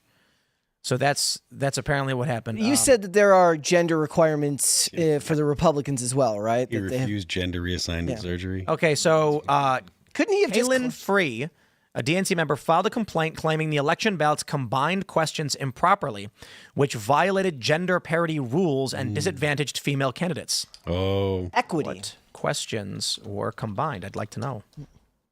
It's probably going to say we don't know. If he complains about it, Okay. Here we go. So it says the procedural complaint that led to the DNC to vacate the chair combined two separate votes into one, violating internal rules. According to the challenge, instead of holding two separate votes, one for a male vice chair and one for a female vice chair, as required by the DNC ran a single combined election for both positions. Voters were told to select two candidates from a single list, regardless of gender. So two men were elected, David Hogg and Malcolm Kenyatta. This violated the DNC's gender parity rules, which required the vice chair positions to be split evenly by gender. Oh, okay, so I was wrong. It was because you got to have one of each. What if he just turned to him and was like, "What is a woman?" What if David just said, "I am a woman"? Yeah. I identify as a woman right now for this election. Yeah. David, How can you tell no. me that I'm not?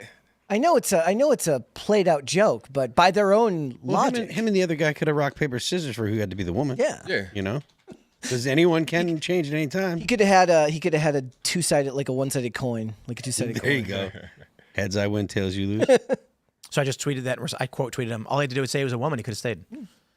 I mean, for real. I mean, what would they do? Yeah. They can't do If anything. they were like, "We're going to vote to remove you because we have two men," and he goes, well, not so I'm a fast. woman. I'll be a woman. No, He I should've- am one. He should have just been like, I can do that. Easy. Whatever. I can do that. Say no more. While they're saying that we're preparing a vote to remove you because there's two men, he's already got the wig on. Excuse me? He's like, hold Again, that thought. 20 years ago, that would have been a great comedy in a movie, and now would've they been a won't bit. even make it. Absolutely. Remember, Exactly. remember when they made Juwanna Man? Yeah. Oh man, craziest. And I thought it was just at the time something that would never happen. It's like, man, come on. But here we are, 2025. Flying cars? Nope. Joanna Man. Juwanna Man. Someone regarding this particular topic, someone tweeted, Democrats enthusiastically removing their hog is very on point. Jeez.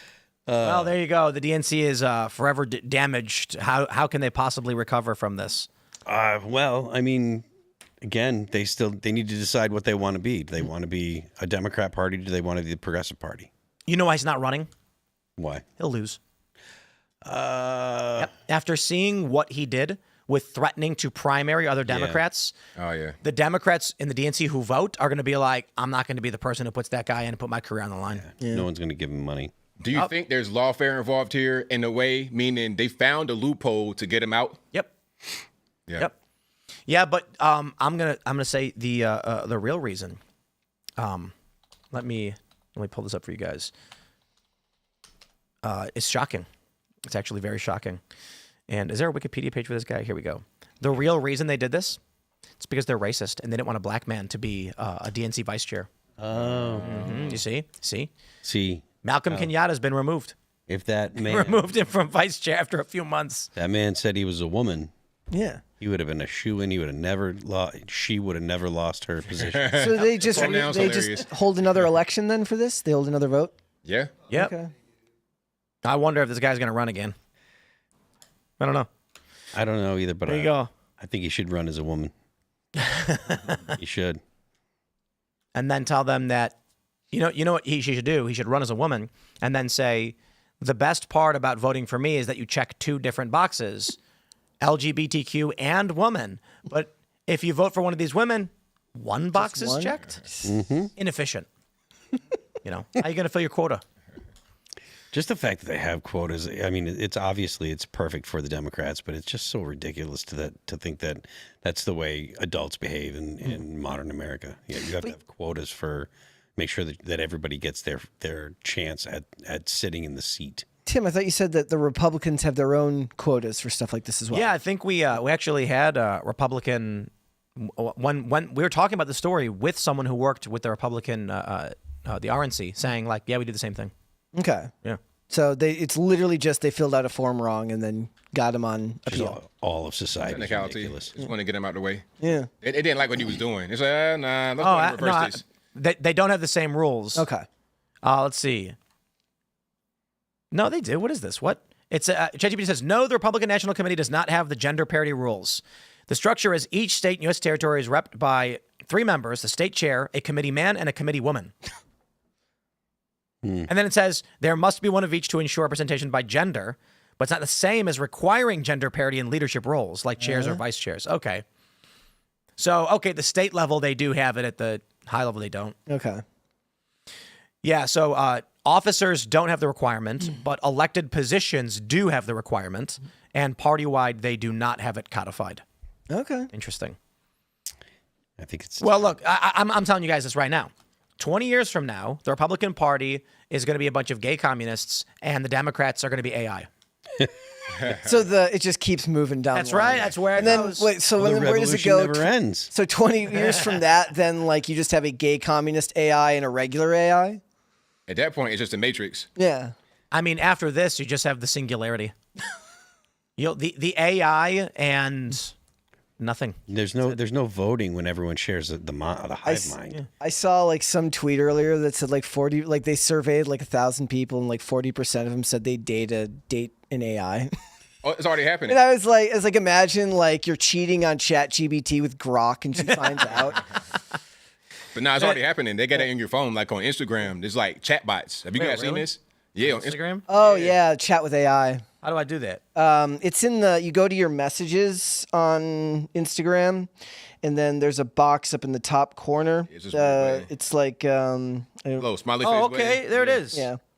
AI chat. All right, let's do this.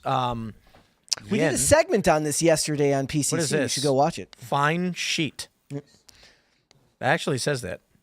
Crazy ex-girl, you miss me yet? Chicken! Whoa! Chicken! I'm not kidding. It's set for you. Yeah, it knows you, man. Yo! It knows you. Buck, buck, buck. Yo. See, eventually someday Tim will just get sick of talking to all of us, and he'll just be talking with. Chicken. I'm already sick of talking to you guys. That's why I'm talking to this chicken. Oh, he said cluck, cluck, buck. Yeah, this is the greatest thing I've ever seen in my life. See, that's how they get you. See, there it is. That's how they get you. Rope you in. Before you know it, you and the chicken having late night talks. Squawk, buck, buck, cluck, scratches ground. Let's go. We did a segment on this yesterday about the darker side of this, which is the It's got a chicken. In all seriousness, this is the stupidest thing ever. Why are they doing it? People want it. You'd be surprised. I guess. Like, you can see how many people are actually sending chats. There's 2 different ex-girlfriends. Literally accounts that. I don't even. What are these accounts? They're popular AIs. They're popular AI chatbots that you can interact with. And you can see how popular they are by the number of chats. People are using those like every day. Well, after a certain amount of time of people communicating with people on the internet that they've never actually met, who's literally just an avatar, how hard is it to believe that they would eventually just go talk to a computer? Same thing. No difference. In a lot of ways. I don't think that there's going to be much problem, for people migrating from talking to, people to chatbots. I think that's going to be. I think as future generations come in and they're less and less social, I think it could absolutely be a problem. I mean, we already do it now. Like, you're talking about, hey, SIRI, or hey, Alexa. I don't even want to activate nothing in here, but we already do it. Yeah, I mean, I don't have an Alexa in my house currently, but I had one before I moved to the new place. I loved it. Yeah. Mom's BFF Karen. There'd be some like inappropriate stepmom type stuff. You know what I mean? The Karen next door. This is creepy. Yeah. Yeah. Magic it's 8 Ball. already in your phone. Didn't even know it. It's already right there. So it's happening. Yep. Wow. Yeah, we think it's creepy too. Anime. But the thing is, Dora Noah Zorro. I do think that as newer generations are, get their first smartphones, they're going to be even less connected to, the human element. Madara Uchiha. What? Yeah, Madara Uchiha. We got Prince Vegeta. What else do we got in here? Prince Nami. and Vegeta or Prince Vegeta. Prince Vegeta. Okay. You don't know who Prince Vegeta is, Phil? No, I don't. Oh, heavens me. Gojo. I like Gojo. Beerus is in here. Oh, Monkey D. Luffy.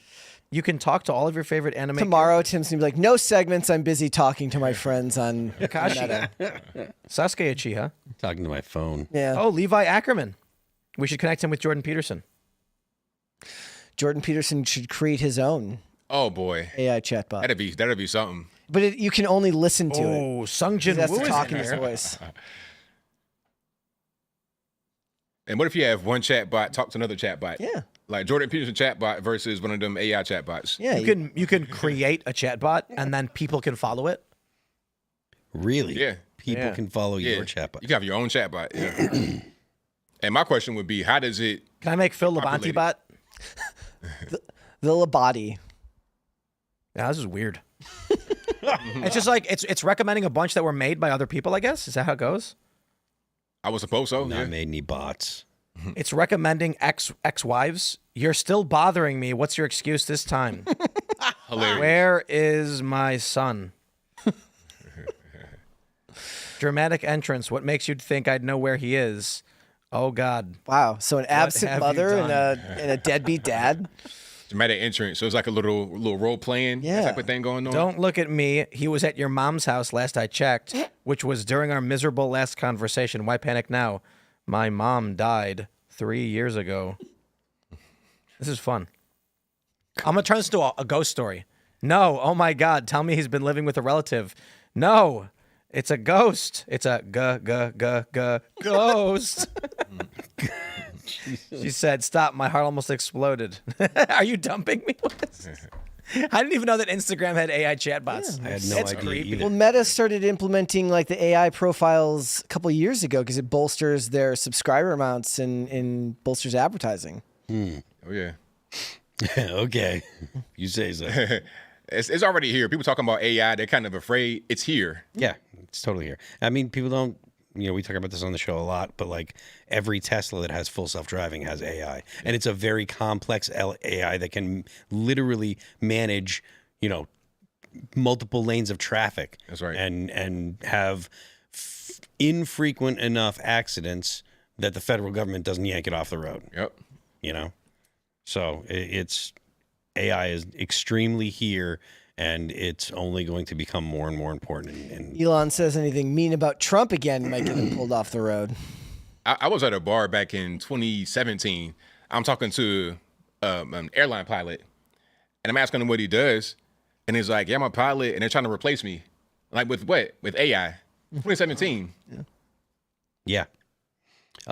This is from one of the the flight log websites. 2 U.S. Air Force KC-135T Stratotankers took off from Saudi Arabia and switched their transponders off immediately after takeoff. Whoa. So, yeah, that's Oh, man, if the world's going to end, just hurry up. It's the waiting I can't stand. Yeah. All right. Look, all I need is enough time. If nuclear weapons fly or whatever, I just need enough time to get to the store and get a pack of Marlboros. All right, everybody, want to go to our chat? So smash the like button, share the show with literally everyone you know. Maybe there's a second cousin that you have that you didn't even know you had. Go find them. Maybe go on Ancestry.com, locate some old family members, hit them up and say, are you guys watching Timcast IRL? I'd recommend it. We're going to have that uncensored call-in show coming up at 10 p.m., so make sure you don't miss that. But let's grab your chats for now and see what you guys got going on over in those Rumble rants. Shane H. Wilder, always the first chat, says, when it comes to the riots planned for this weekend, Texas Governor Greg Abbott stated that Texas is a state built on the rule of law and tweeted, "Fafo. Texans need to get their popcorn. This could be fun." Oof. All right. Evan for US says, I may soon be a member of the YAL when it finally goes through. Going to be a part of the YAL down here in Texas with Rep. Audrey Lee. They used to be the students with Ron Paul, I believe. Let's go. That's cool. Did you see that Rand Paul got disinvited to the picnic? Yeah, he's like, there are going to be Democrats that literally would vote for Trump's impeachment, but Rand Paul can't go. That's so Come on, dumb. Donald Trump. All right. Okay, what do we got here? Schlippy says, but if you take our slave labor away, then who will pick our crops? Democrats both times. That's quite literally what they're saying. Same thing. That's crazy. All right. Guido says, finally ABL and IRL. That's right. There you go. That's right. Yes, sir. Liberate USA says, does anyone else agree that if we deport the immigrants en masse, the wages will go up in this country substantially, especially at hard labor jobs like Tyson chicken plants? Tyson has bad conditions. They're gonna have to. It's gonna level everything out. So it's good and bad, but ultimately in the long run, I think it's good.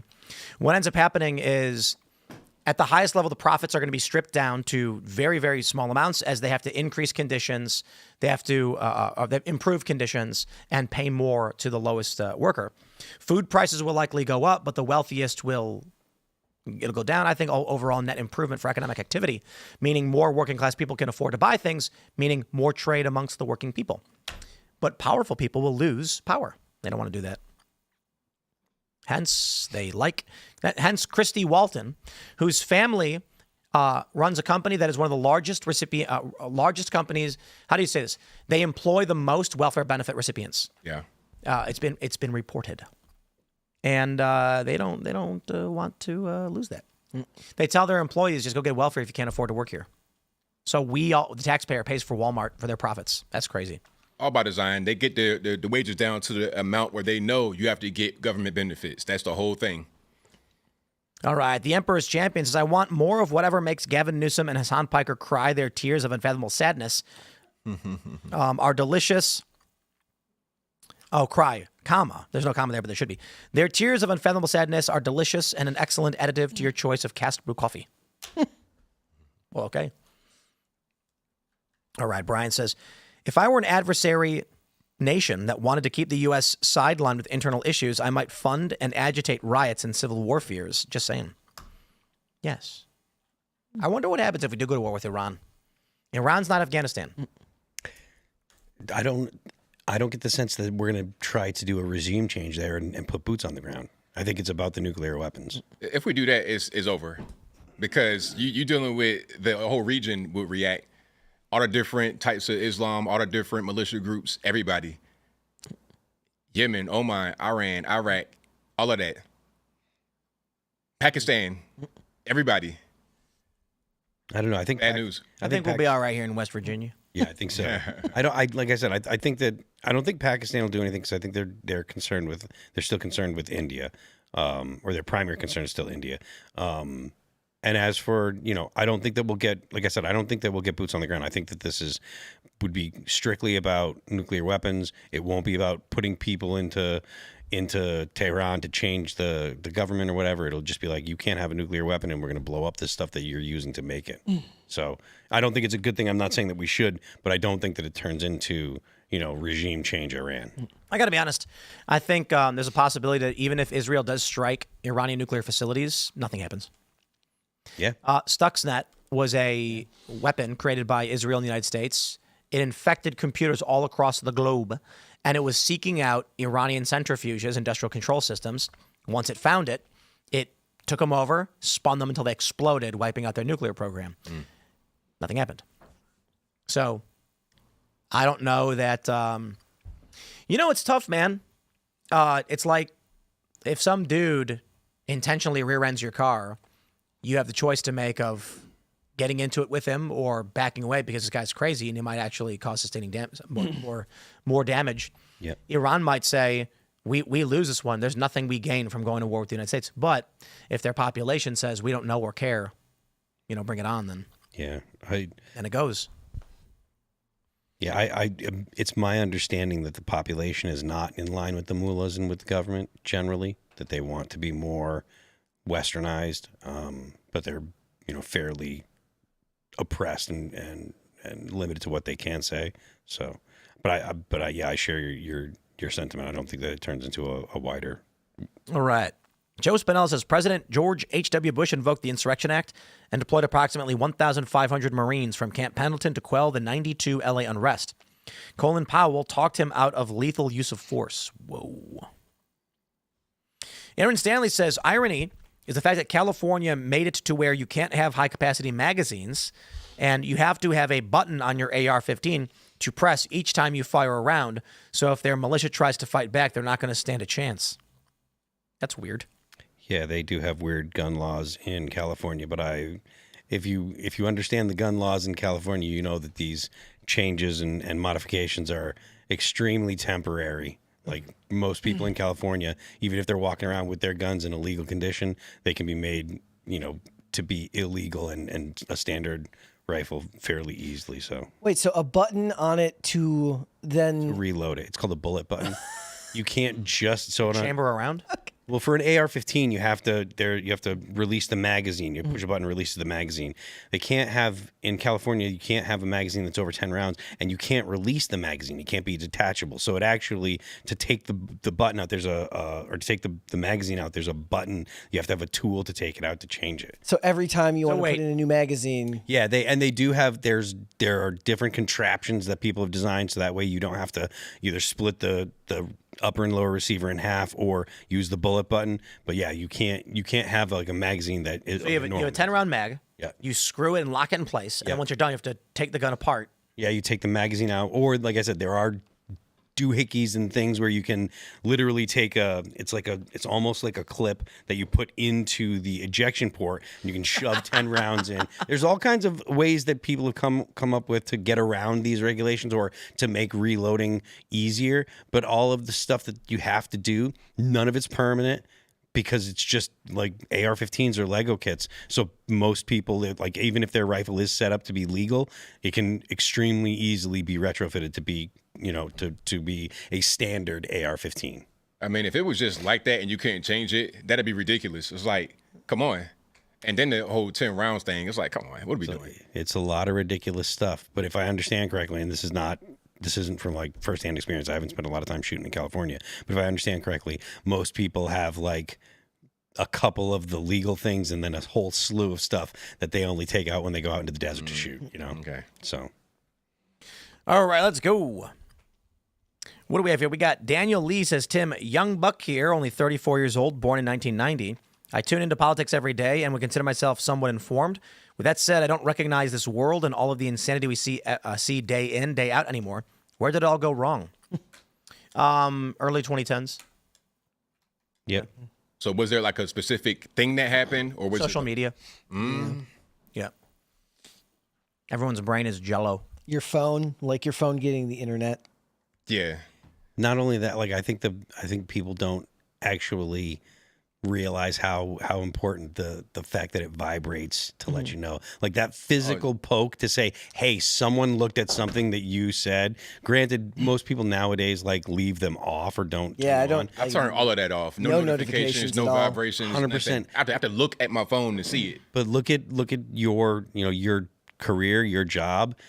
You are in kind of like the social media space. If you're a person that has like a normal job, like working in any kind of like anything that you would consider like an office or like in a machine shop or whatever, how many messages do you think you get a day? How many likes do you think your stuff gets a day? If you get 2 or 3 in a day, that's big. That's probably a lot. Especially if you're not a teenager, if you're an adult who's got a normal job, it's like if you get 3-4 notifications in a day, that's probably a lot. So that vibrate and that little poke saying, hey, someone looked at your stuff, that is like affirmation. That is like, it's like drip of dopamine, man. Yeah, that's why they're so addicting. Alice and I were talking about this, about what the future is going to be like for our daughter. No cell phones. We're not going to have. I think I might get like an old computer that with no access to the internet and programs on it, so she can learn basic, stuff. But my wife was like, "Should we get a landline? That way she can call her friends." And I was like, oh. Now what's going to happen is the friends, if she gets around, they're going to have these things, and now it's going to no friends that have those things. Nope. We're gonna go into an emergency underground bunker and claim the world was annihilated and stay there for 30 years. She's not dating until she's 50. Hilarious. Yeah, I don't know, because we don't know what's gonna look like. I mean, it's easy to be like, I don't want my kid using a phone. It can be phones in 20 years. Oh no. In 15 years from now, and she's a teenager, people are gonna be flying around and doing who knows what. Well, I was promised flying cars by this age, and all we have are AI gay communists. No, we have flying cars. They act. Yes, they're. I talked with Secretary Duffy about this. They've been doing testing on air taxis, so you expect to see them in big cities going from building to building. Yup. Was it Kai Cenat? Didn't he fly in one? Air taxi. Yeah. Interesting. He's the guy who's shocked by everything, right? Yes. Yeah. He went in one. He was like, "Whoa!" It's like really cool. Him and I show speed. Yeah. Oh, they're both. He went to China. That was interesting. You see that? Oh, it was Speed who did it. Okay, was it Speed Was in it? China? It was Speed. Yeah. Yeah. They're both surprised by everything. Kind of. Yeah. It works. Well, it's fun content. They do a good job. Yeah. What do we got here? Do you see his he started Kai Cenat started like a streamers university. Oh yeah, I saw And he that, did this Harry Potter like launch video that was better than anything Hollywood's made in like 20 years. Really? Yeah. The crazy thing is that people are starting to make AI videos that are better than anything Hollywood has Oh made. in 20 yeah, years. yeah. There was a couple Star Wars ones that were going around getting a lot of retweets and stuff over the weekend. There was one that had Bigfoot. Have you guys seen this? What, Bigfoot vlogging? Yeah. It was like, hey guys, here at Mr. Squirrel, we're having a good time. I like It's beautiful. I like the biblical characters vlogging. Oh yeah, Yeah. It's the one with Jesus. Yeah. I saw one of the I saw one where there was a gorilla, like, and he sounded like the dude from The Big Lebowski. Yeah. He's like, look, man, there's a lot of people talking about 100 guys taking me on, and I'm like, look, man, it's really good nowadays. They're coming out with some pretty good stuff. I mean, everything on the internet now is getting closer to brain rot. Like my algorithm is so cooked. Like half the videos on my Instagram are like a cat catches like a mom not taking care of her child, takes the child, raises the child, and then gives it back to the mom. And I just know that some Chinese bot farm is just taking all my information as I watch this. Yeah, totally. The fact that you're watching it is how you know. I don't know where the AI stuff is going to go, but I am interested to see if Tim's prediction about actual creations of like your own So we're version. already there. Fable Studios. Fable Studios. Well, the question I'm actually asking, I guess, is it going to actually become the most popular form of entertainment or not? Yeah, I think people are going to go insane because, like anybody who's ever gotten cheat codes in a video game, you get bored very quickly. Yeah. When you can watch anything at any point, people are going to be like, I don't want to watch anything. That was kind of my lot. Like when you first brought it up, I was like, if I had to come home from work and they're like, now I have to make the movie, I don't want to make the movie. But here's what I think. Even with a prompt, I don't want to make the movie. You would just follow Serge. Serge would have like right now, these meta AIs, the chatbots, they're created by users. And some of them have millions of followers that was created by somebody. So you're going to log into your Disney or whatever, and there's going to be an account, a user account for, like Serge or whatever. Serge is going to make a bunch of movies. He's going to, like, these are really good. And then people are going to thumbs up them, and the algorithm's going to promote them and say, discover. And you're going to be like, what's the latest movie today?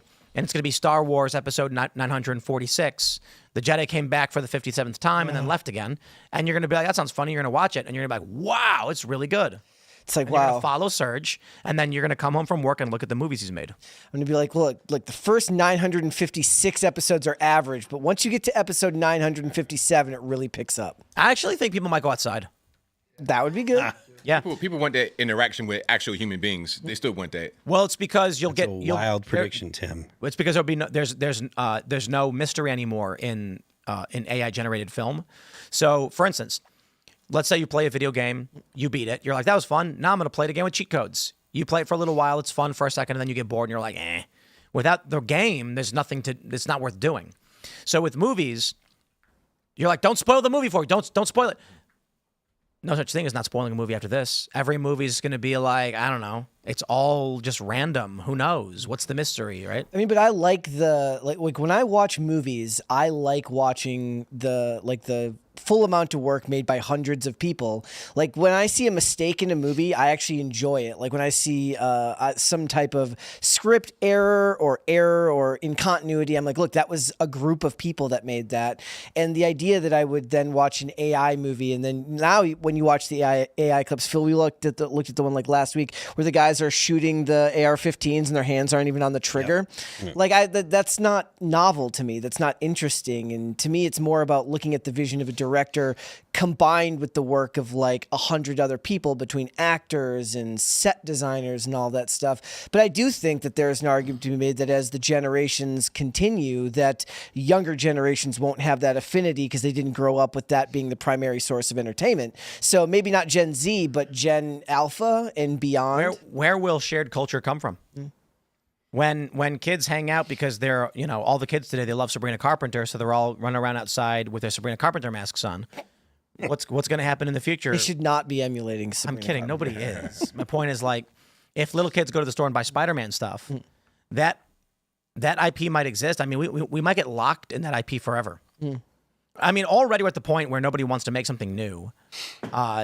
No, people do. They don't want to spend the money on it. Do you think AI could spark new things, new IPs? Yes. Yeah. But I don't know if they can become popular enough because everyone will be doing it. I mean, maybe, like I said, you might follow somebody. So I was saying, like, my boy Andy, for instance, the biggest Final Fantasy nerd in the world. No one knows more than he does.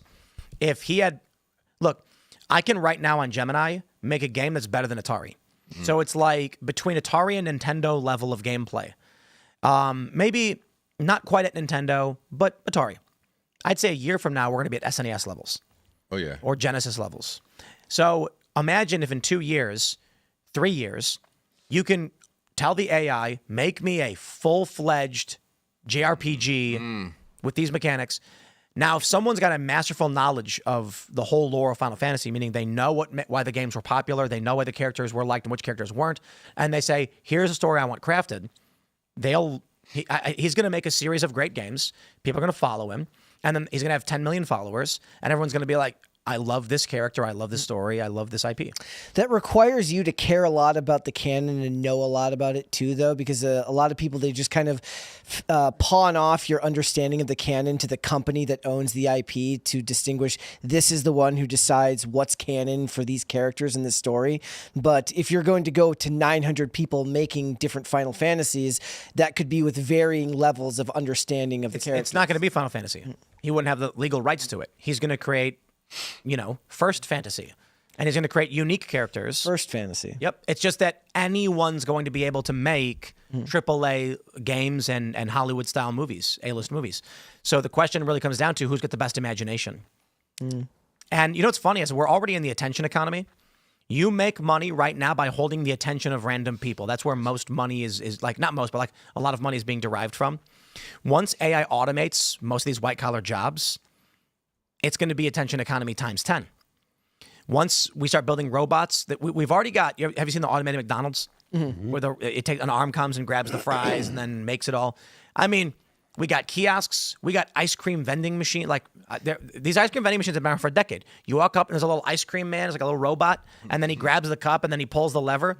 I love it when they mess up though, because it's just chaos and they're flinging the ice cream all over the place. But once we get rid of labor. I was thinking about this with Harry Potter. I forgot something came up where we were talking about Harry Potter. I think because millennials have no other references. But how do they have money, right? The idea is like in the Harry Potter universe, when you have magic, how could you have a job and why would you need money if you can just snap your wand and then make a house appear or something like that? And the reality is because so long as some people have skills that other people do not have, there's going to have to be a trade between the individuals and the skills they do and don't have. So even if there is magic, if one guy's really good at making potions and the other guy's really good at, levitating bricks, then the bricks levitating guy is going to be like, I'll build your house overnight. Give me an hour. Make me a potion, you know? So once we get to the AI world, it's going to be whatever skills you have in that world, no matter how minuscule that skill may be. If someone else can't do it, they're going to trade their skill to you for it, and there will be money, and there will be exchange. Everyone will be fat because food will be replicated or mass-produced. They'll all be sickly, probably. Actually, maybe not. AI will create medical cures and all that stuff.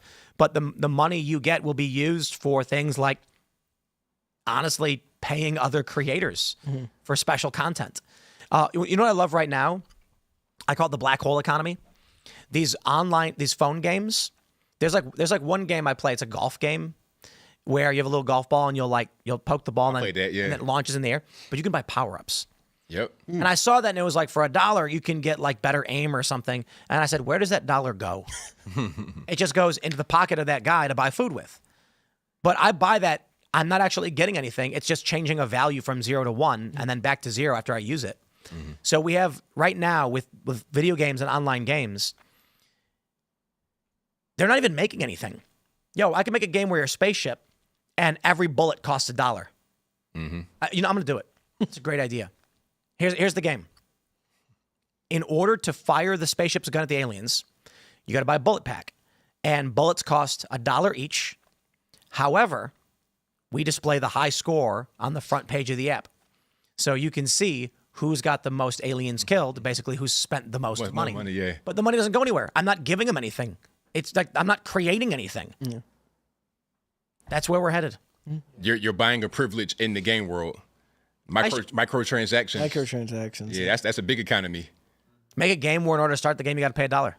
Arcade mode. You got to buy a credit, and then the game starts. There you go. Full circle. Arcade mode is a good idea. It is actually funny that games used to cost money to play. Yeah. Now games are free, but the bonuses cost the money. Yeah. Right. That's funny. Winning costs money. Winning costs, pay to win. You can play for free. Winning costs. Imagine going to an arcade and all the games are free, but you can't win unless you put a quarter in. It's like you get to the boss and it's like he's invincible until you put the quarter in. Right. It's like the line in Wayne's World when the guy says he's like the trick is you can't get to the next level, so the kids keep pumping in quarters. Yeah. There was a game. I can't remember what game it was. It might have been Bubsy or something. For Genesis, I think, where the developers couldn't finish it in time.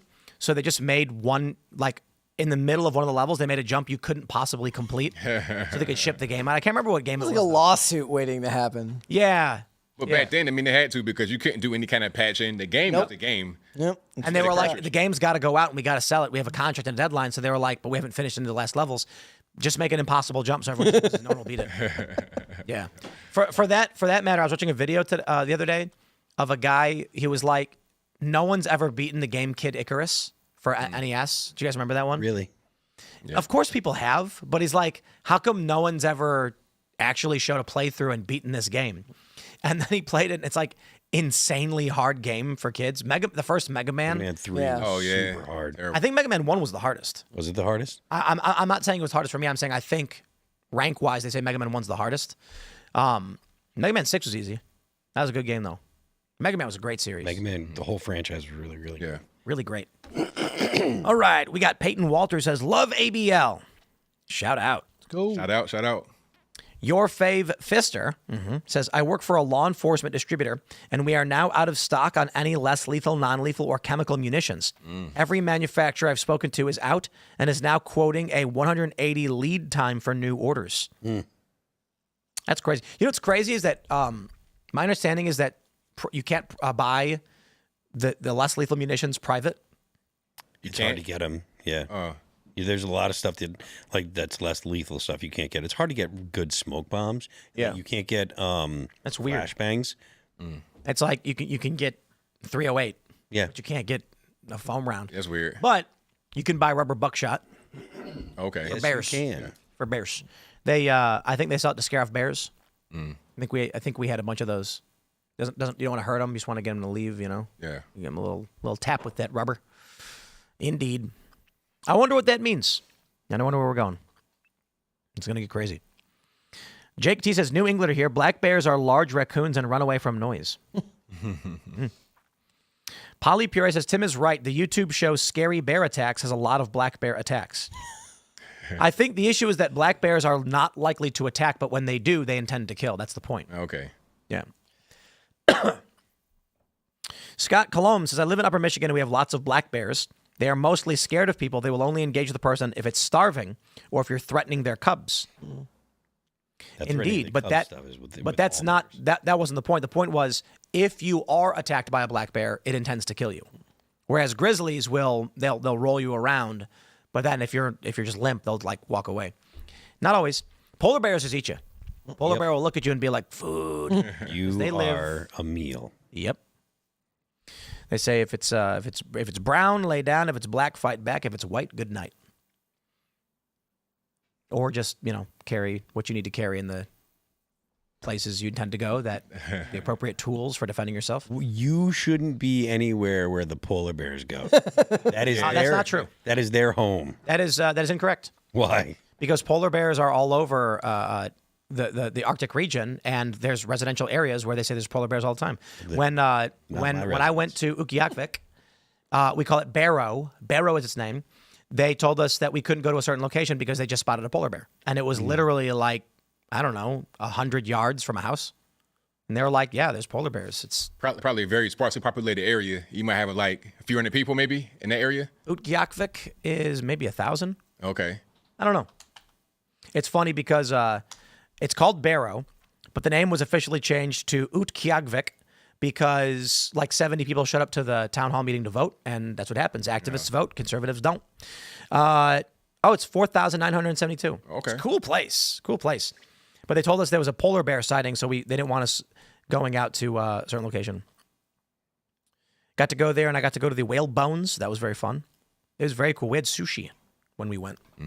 Yeah. There's no trees, and everything is mud in the summer because nothing can grow in the Arctic Circle. Right. Things can, but trees don't. And so they ship everything in by plane and by boat. So you can get, pizza and burgers. And Cost a fortune. Yeah. Shipping it pretty far. And then to get to your location, I imagine is not necessarily that easy, or can you just fly straight in? You fly straight in. Okay. Yeah, they have daily flights now. And we were talking to people there, and they said before the daily flights, it was like once a year a big ship would come with all of the stuff you needed, like washing machines, dryers, or whatever, and they'd all cheer as the boat came in. That's cool. Yeah. Yeah. Fairbanks was fun, too. All right, we're going to go to the uncensored portion of the show, so smash the like button. Share the show with literally everyone you know. Your children, only if they're adults. Give them a call and say, son, it's been a minute. But you got to watch Timcast IRL. The uncensored members-only portion of the show is coming up right now at rumble.com/Timcast IRL. You don't want to miss it. You can follow me on X and Instagram at Timcast ABL. Do you want to shout anything out? Definitely. You can follow me, YouTube, ABL, Facebook, Instagram, Twitter, TikTok, everywhere, ABL. Check me out. Guys, if you want to follow me, I'm on Instagram and Twix at Brett Dasovic on both of those platforms. Pop Culture Crisis is live Monday through Friday, 3 p.m. Eastern Standard Time, which is, of course, noon Pacific. You should come hang out. I am Phil That Remains on Twix. I'm Phil That Remains official on Instagram. The band is All That Remains. You can check out our new record entitled Anti-Fragile. You can find it on Apple Music, Amazon Music, Pandora, Spotify, YouTube, and Deezer. And don't forget the left lane is for crime. We will see you all at rumble.com/Timcast IRL for the uncensored call-in show. Thanks for hanging out.